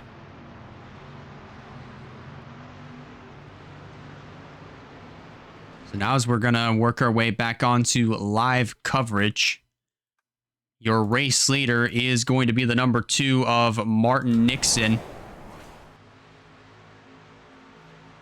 As he stayed out, Zachary Taylor is going to wound up in the 2nd position. Caleb Rose will be 3rd. Braden Perez is going to move up to 4th, followed by Reagan Whitlock completing the top 5. Then it's the 28 of Kyle Craven. Going to restart in 6th. Ryan Little will restart 7th. Terry Walker 8th. Zachary Fitzwater 9th. And Noah Clifton actually somehow still surviving in this one, completing your top 10. Sebastian Vaughn is going to join everybody else in the garage area. So now we have 24 cars left on the track, still 15 on the lead lap. But Clifton going to make his way into the pits. You know, it may not be all that. Noah Clifton's night may not have turned out all that great, but I'd say the blessing in disguise is that there's a numerous amount of other drivers that are out of this race. So I'd say Noah Clifton is still in a pretty good spot to still rack up some pretty good points, because remember, he did lead the opening stages of the race, and he did. I mean, he was doing relatively good, but unfortunately, he's kind of fallen off a little bit. And another driver that was also involved in that one was Sebastian Vaughn. We saw the wreck that happened with him just a little bit ago, and unfortunately, he is out of this race. Him going out on lap 120 is going to credit him with a 25th place finish here. He'll cycle back to that point once this race goes on.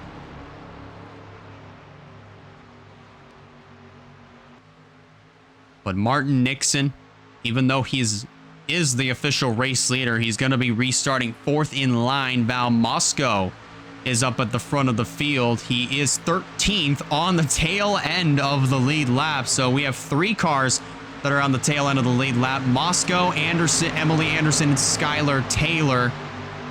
They're all trying to rejoin the field at the tail end of the field. They got to hope and pray for another caution to come out.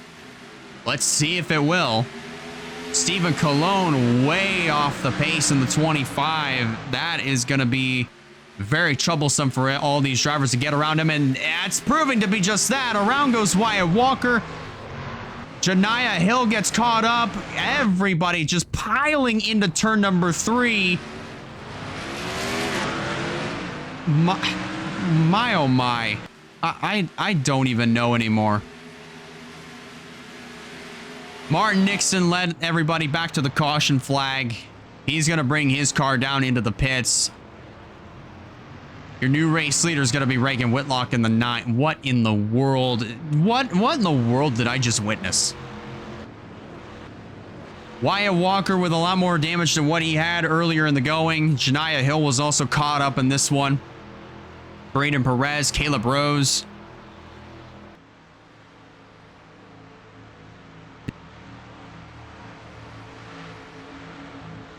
Zachary Taylor was also collected in that one.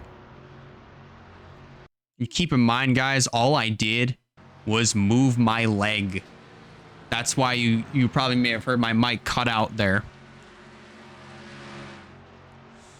But there might be, actually, surprisingly enough, no retirees, at least not yet. But your new race leader is going to be the 9 of Reagan Whitlock here on lap 127. And ladies and gentlemen, this race, I don't even know. I honestly don't even know what to say. I genuinely have zero clue on what to say here, because this race by far is just gone absolutely downhill. And I don't know, man. I genuinely do not know. But let's review what happened. That brought out our umpteenth caution of the night, and a lot of it had to do with trying to get by Stephen Colon, who was off the pace with the rest of the leaders on this restart.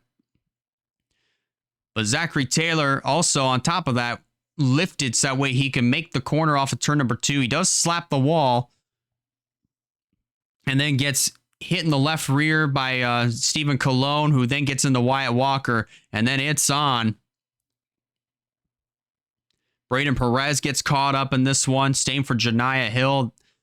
Both Appalachia Motorsports cars involved in this one. And look at that. The 85 and the 59 just get sent up into the air. Ryan Little as well as Zachary Fitzwater were all caught up in that too. And man, oh man. I genuinely do not have a whole lot of words to really describe what just wound up happening here. Let's now follow along from the perspective of Zachary Taylor here. Everybody's just trying to go for all that they can get here, and everybody's just going for a little bit too much.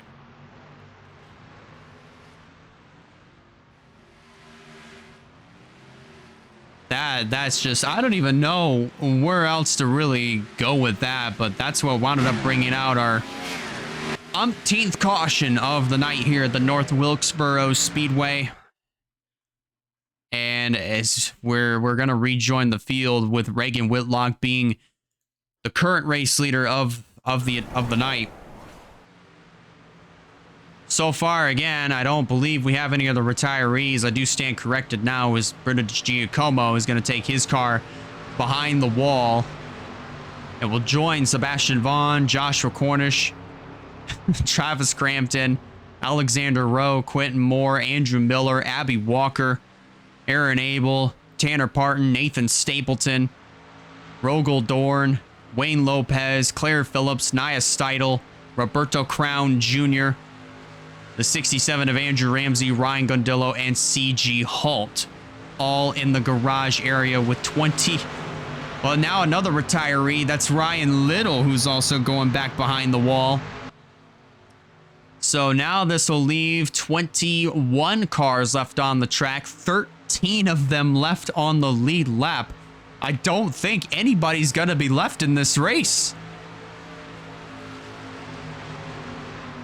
This is genuinely one of the wildest, most chaotic, most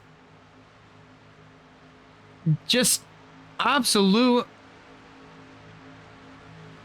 drama-filled races I think I've ever seen in WRLA history. I genuinely am just at awe of what I'm seeing here. Closing in this time around on 1 to go, and we're going to get this race restarted. And the big news here for Val Moscow and Emily Anderson, for instance, they are back on the lead lap along with Russell Blaze. He's back on the lead lap as we're getting ready to restart. But there are just the amount of drivers that are still out on the racetrack. That number is just absolutely dwindling.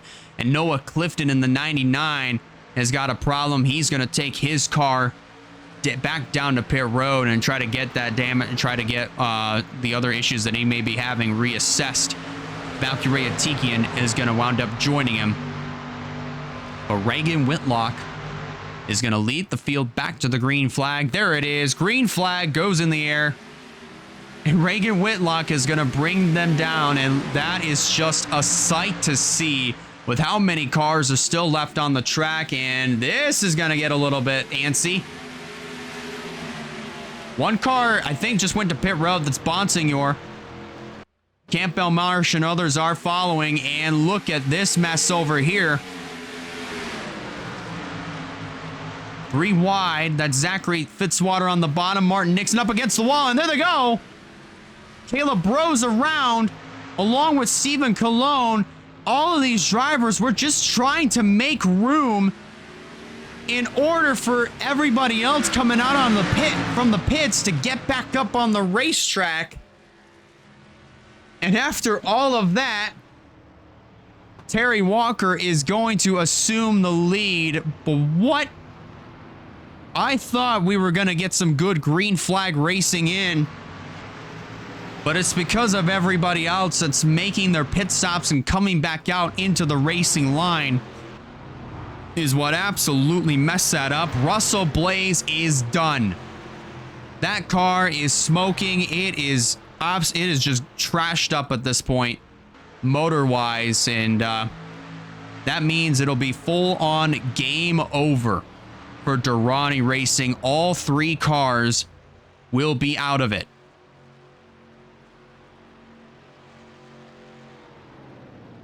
Zachary Fitzwater has taken his car back behind the wall. That will mean after tonight, he will no longer be the points leader. It will be the 48 of Terry Walker, who is still running out on the racetrack. He picked up the 5 bonus points for leading a lap just a little bit ago. I genuinely, before we go back green, we gotta review this.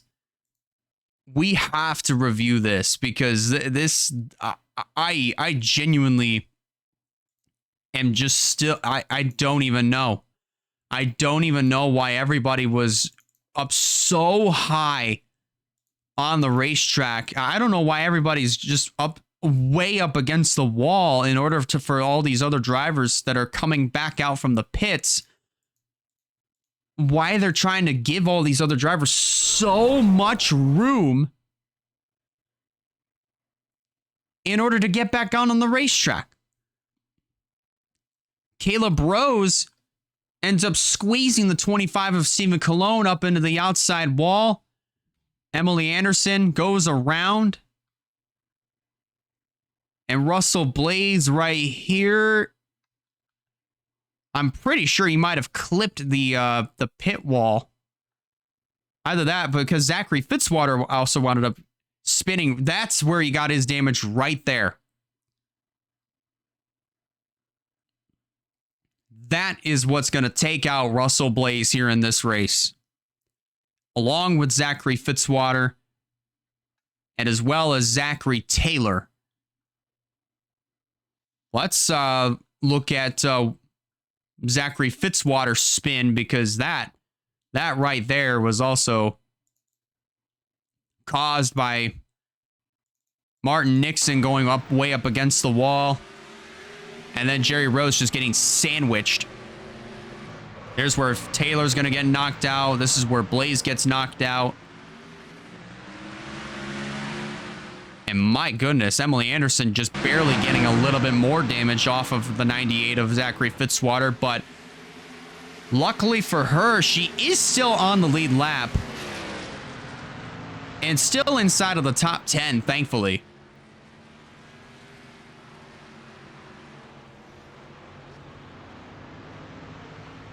But my, oh my, I don't even know where to even begin on how to break down this race, because we have had yellow flag after yellow flag after yellow flag after yellow flag after yellow flag, and somehow these drivers are still not able to restart this race. Hold on, give me 1 second. I accidentally forgot to hit the continue button.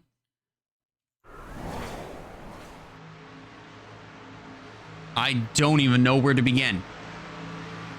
We are going to have more retirees here in this race. Russell Blaze is going to go out due to a valve issue. Zachary Fitzwater is going to be out of it. Same for Zachary Taylor. So 3 more retirees here in this event, which is going to leave 8 cars left on the lead lap and 18 cars left on the racetrack overall.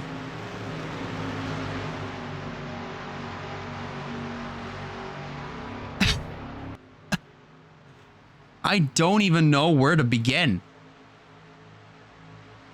I don't even know where to begin. But this race, I will say, I mean, we're not even close to the finish of this one. We have less than 75 laps to go. But this race has been an absolute dumpster fire, to say the least. It was going really good up until the second caution came out, and then it just all hell broke loose from then on, and everybody might have forgotten how to restart a race, because since then this race has just been a dumpster fire.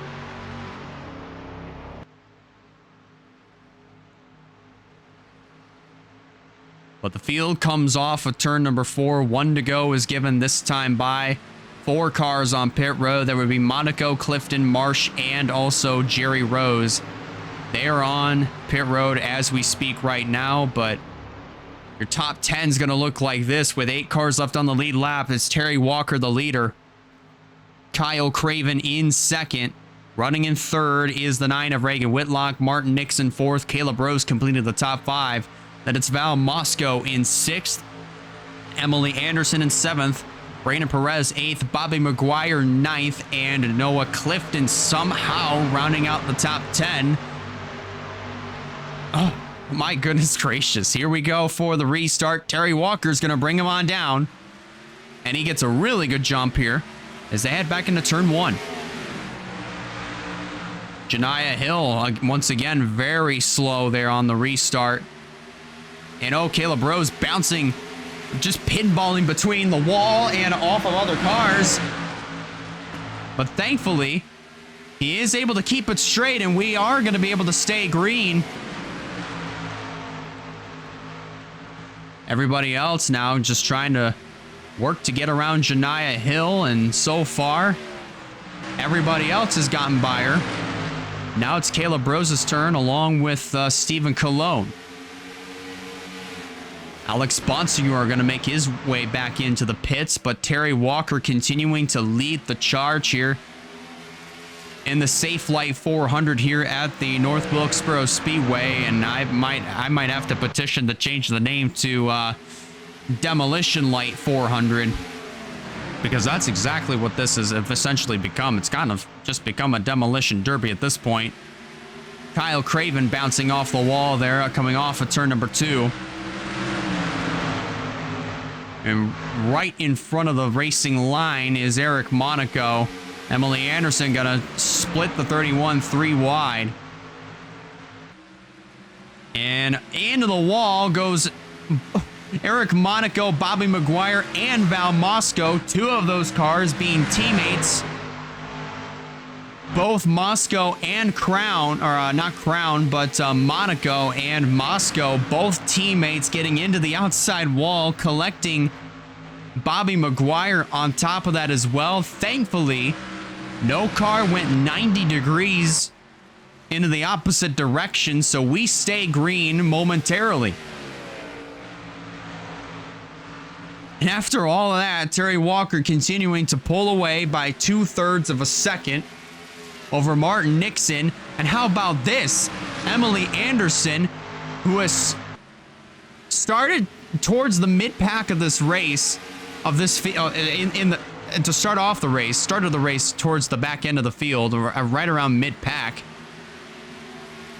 Fell multiple laps down, and she had scratched and clawed her way back on the lead lap, and she's running in the 3rd spot. Atta girl for Emily Anderson right here.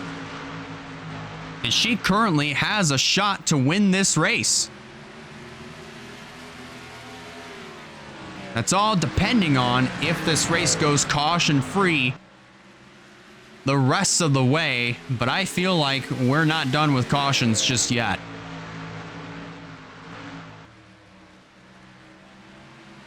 Trouble back straightaway. That was, looks like that's Janiyah Hill.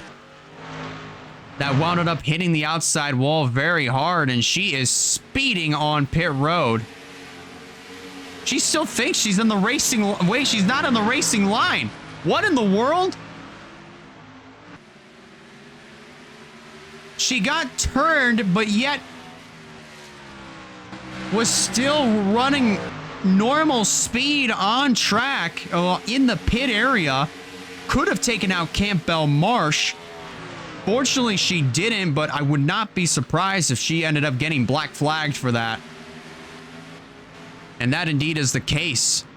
Janiyah Hill is going to bring her car down on the pit road to serve her penalty. And Perez and Colon bouncing off of one another as Jerry Rose is going to make his way down into the pits. And Emily Anderson moves up into the 2nd spot around Martin Nixon as Bonsignor makes his way down pit road.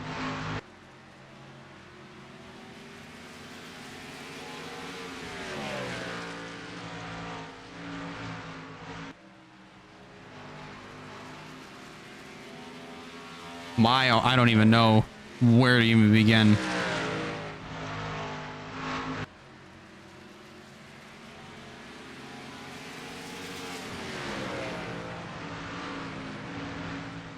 I don't even know where to begin. Field, though, nonetheless, I mean, at least everybody is still running on track. I mean, clean and green momentarily. We finally have some time to breathe and at least get some good green flag racing in, but we don't have a whole lot of the field left in order to do this with. And we still have a multiple amount of cars that are still making their way down pit road after running at least a lap or two after coming out of the pits. Jerry Rose being one, Bonsignor is another, and they're just falling multiple upon multiple laps down. Why they're doing this, I have absolutely no idea.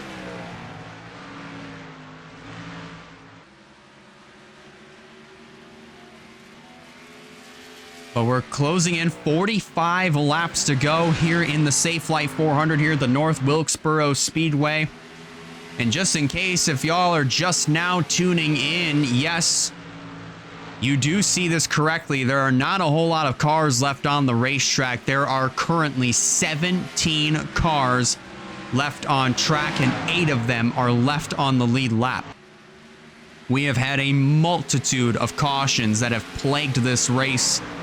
And may I say, this race has just become an absolute dumpster fire, and I'd say this is the only saving grace of the event to try to bring it back around full circle, because this race started off really good, and then all of a sudden, one caution flag was all it took for all hell to break loose, and the rest of the other cars took their machines back behind the wall, and we're now left with 17 cars, and 8 of them left on the lead lap, and other drivers that are just multiple laps down. From 1 lap down being Bobby McGuire to 15 laps down for Alex Bonsignor. Now probably going to go 16 laps down. Perez gonna let the 4 of Emily Anderson go here, as Anderson trying to search for her 3rd Pepsi Cup Series win. She won at Texas Motor Speedway in 2017 for her 1st win in the Pepsi Cup Series. She won at Richmond in 2020. That was untelevised, but now trying to go for her 3rd win in the Pepsi Cup Series, this time obviously with a different look on her car. I mean, well, when I say different look, obviously different number and different manufacturers, because both races she won in a number 66, and it was with Chevrolet. Both times it was with a Mountain Dew sponsored race machine. But she's trying to go for her 3rd win of her Pepsi Cup Series career. If she can do that, she would tie Emmanuel Hartnett for the most wins in the WRLA Pepsi Cup Series history. And she's going to pound the outside wall, all because of the 23 of Valkyrie Atikian impeding on the race, basically kind of impeding her racing line. And that has to be very frustrating for Emily Anderson. Bonsignor going to make yet another trip down pit road.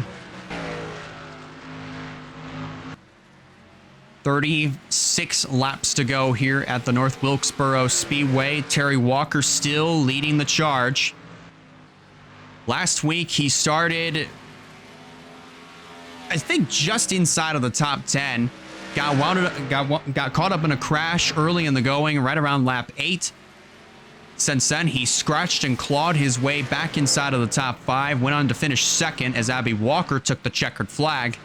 But Terry Walker still searching for his 1st Pepsi Cup Series win and trying to deliver Walker Family Motorsports' 3rd win overall in WRLA competition, and the 2nd straight one for the team as an entirety. Emily Anderson trying to search for her first win of the season. EGI has already gone back-to-back with Nia Steidel earlier in the season, once at Martinsville and then the next time at the Nazareth Speedway. But Emily Anderson trying to deliver win number 3 for the team.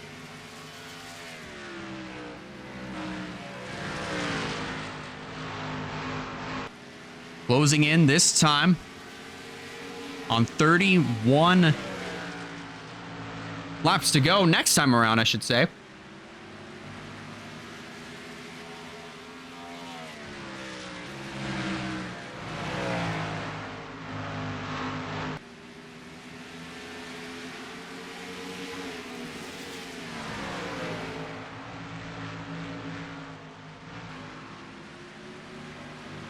But this race itself has just been absolutely unbelievable. But now Emily Anderson catching up to the back end of Terry Walker's car.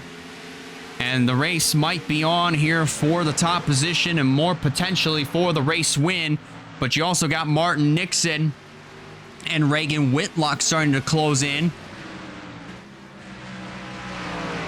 Kyle Craven as well. So it may turn into a 5-horse fight for the lead and potentially for the win, depending on what winds up happening here within these next 30 laps.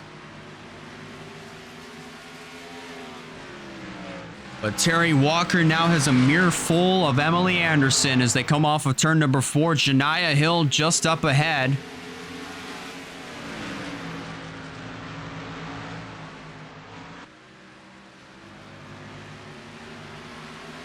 And Walker, Anderson, both drivers are going to work their way to the inside of Janiah Hill to make quick work of her and put her yet another lap down and make her Martin Nixon's problem when it comes to trying to maneuver his way around the 7 machine.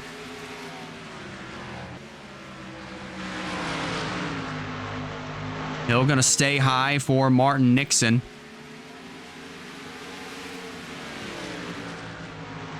And try to be no factor to Nixon's party. 25 laps to go. Emily Anderson just staring at the back bumper of Terry Walker's machine. Heading back into turn number 1. Where is the move gonna come for Emily Anderson? She's all over the back bumper of this number 48, heading back through turns 3 and 4. Here she comes to the inside. And the race is on for the top position as they head back into turn number 1. Anderson washes up the track. And into the wall, maybe just a little bit there, goes Terry Walker. And new race leader, it's Emily Anderson in the number 4. Anderson trying to get her first win of the season. Terry Walker trying to get his first win of his career. Martin Nixon trying to go for win number 2 on the year and try to steal one away from the full-timers. But Emily Anderson now in command of this race, trying to turn her season around. She came into this race 21st, I want to say, in the point standings, or just outside of the top 20. So she has not had herself the best of seasons, but definitely not the worst either. But Anderson looking to try to turn all of that around here tonight by securing a win here at North Wilkesboro. All these points that she's going to garner are going to mean absolutely everything. Could catapult her inside of the top 10 in the point standings after tonight with 20 to go.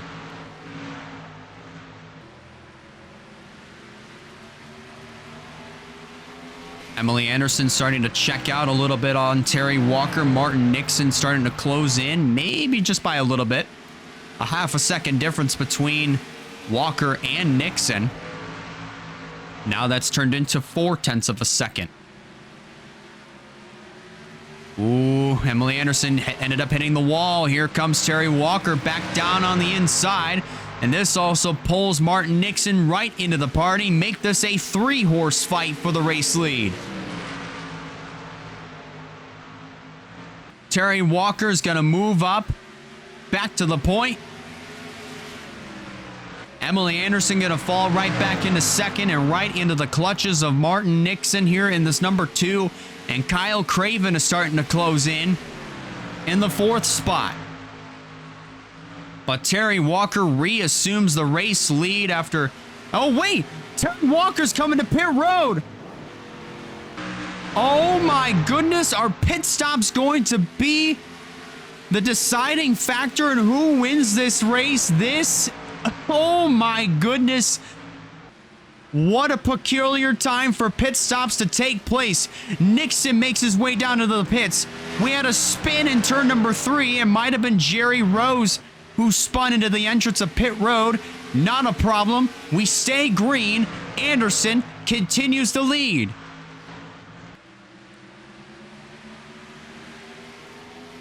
She's going to stay out for another lap as Bonsinger is going to make the trip to pit road. Moscow moves up into second. Now with 5 cars left on the lead lap, make that 2 between Moscow and Anderson, but that's not going to last long because eventually Emily Anderson is going to have to come on down pit road unless if she's played the cards right into her favor. She currently has about a 3-second gap between herself and Val Moscow. With 12 to go, everybody, with the exception of Reagan Whitlock, is 2 laps down or more. This race got easily flipped over onto its head more times than you can flip a coin. So now as Reagan Whitlock is going to get passed here by Emily Anderson, everybody now, with the exception of herself and Moscow, are 2 laps down. Closing in on 10 laps remaining here in the Safelite 400. This has 100% been the weirdest WRLA Pepsi Cup race I've ever called. The question is still, when does Emily Anderson, when is she going to make a stop? Is she going to make her pit stop? Does she have enough to go to distance? Does she have enough tire to hold this race lead from Val Moscow? Or will this be Val Moscow's race to win? Because eventually at this rate, it's just come down to these 2. Everybody else is a lap down or more, so it doesn't really matter. So it is now a 1 versus 1 for the win here at North Wilkesboro. I have never seen anything like this ever in WRLA competition, let alone NR 2003. This is just absolute mind-boggling. Just imagine somebody trying to figure out a math equation and all the equations are on the screen, just scrolling across the screen. That's what I'm trying to figure out. How I'm trying to figure out how and why this race turned out the way that it did, because this is just absolutely unbelievable. Now Val Moscow has made his way into the pits, so he's gone a lap down. And here comes Emily Anderson.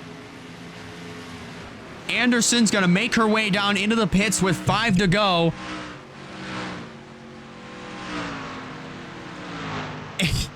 And at this point, I don't even know anymore. I genuinely don't know. It's a splash and go for Emily Anderson. Here comes Reagan Whitlock to get her lap back. Val Moscow eventually is going to come back around to get his lap back, but now I think it's just going to be Emily Anderson that might have this in the bag. Reagan Whitlock is already making her way off of turn number 4. So now the gap is 16 seconds between herself and Reagan Whitlock. Perez is now back on the lead lap, so now it's 3 cars that are going to finish on the lead lap.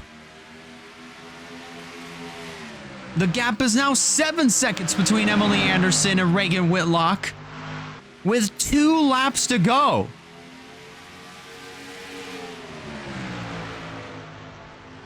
My goodness gracious, I just cannot wait for Charlotte at this point.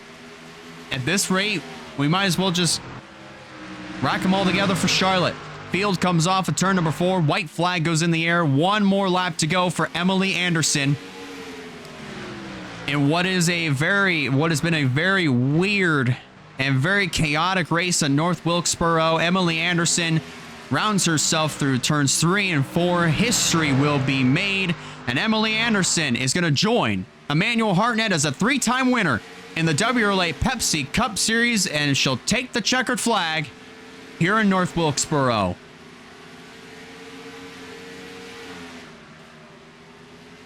Reagan Whitlock comes home second. Kyle Craven will finish third. And that's it. Those are the only 3 cars that finished on the lead lap. Then it's Val Moscow finishing in 4th. Caleb Rose rounding out the top 5. Followed by Braden Perez 6th. Then in 7th. Was Skylar Taylor. Terry Walker finishing in 8th. Bobby McGuire 9th. And Martin Nixon rounding out the top 10. I'm just at a disbelief of what I've just witnessed here at the North Wilkesboro Speedway, because this race just turned out to be what turned out.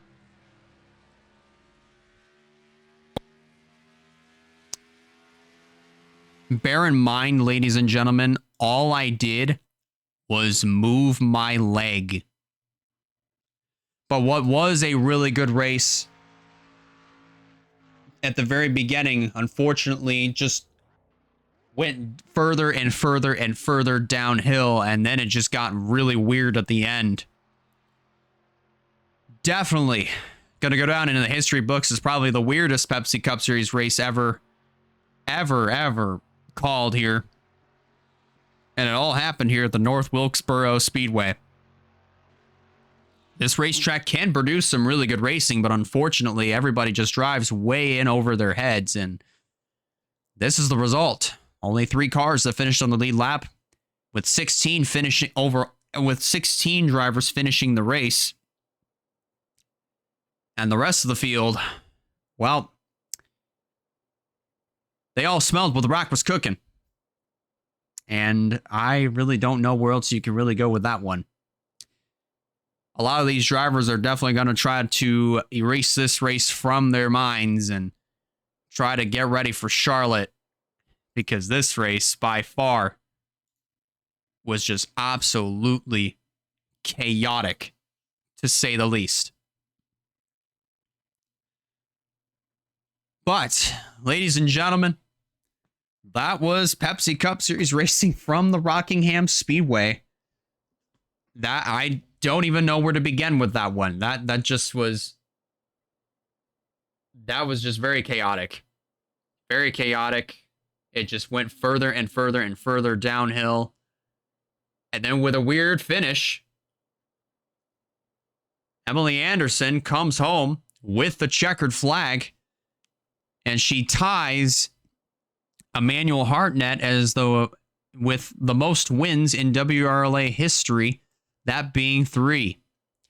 Remember, Hartnett won at Fontana and Watkins Glen in 2017, then won again in 2023 at the Rockingham Speedway. And now here at North Wilkesboro, Emily Anderson comes home with her 3rd Pepsi Cup Series win and tying Emmanuel Hartnett.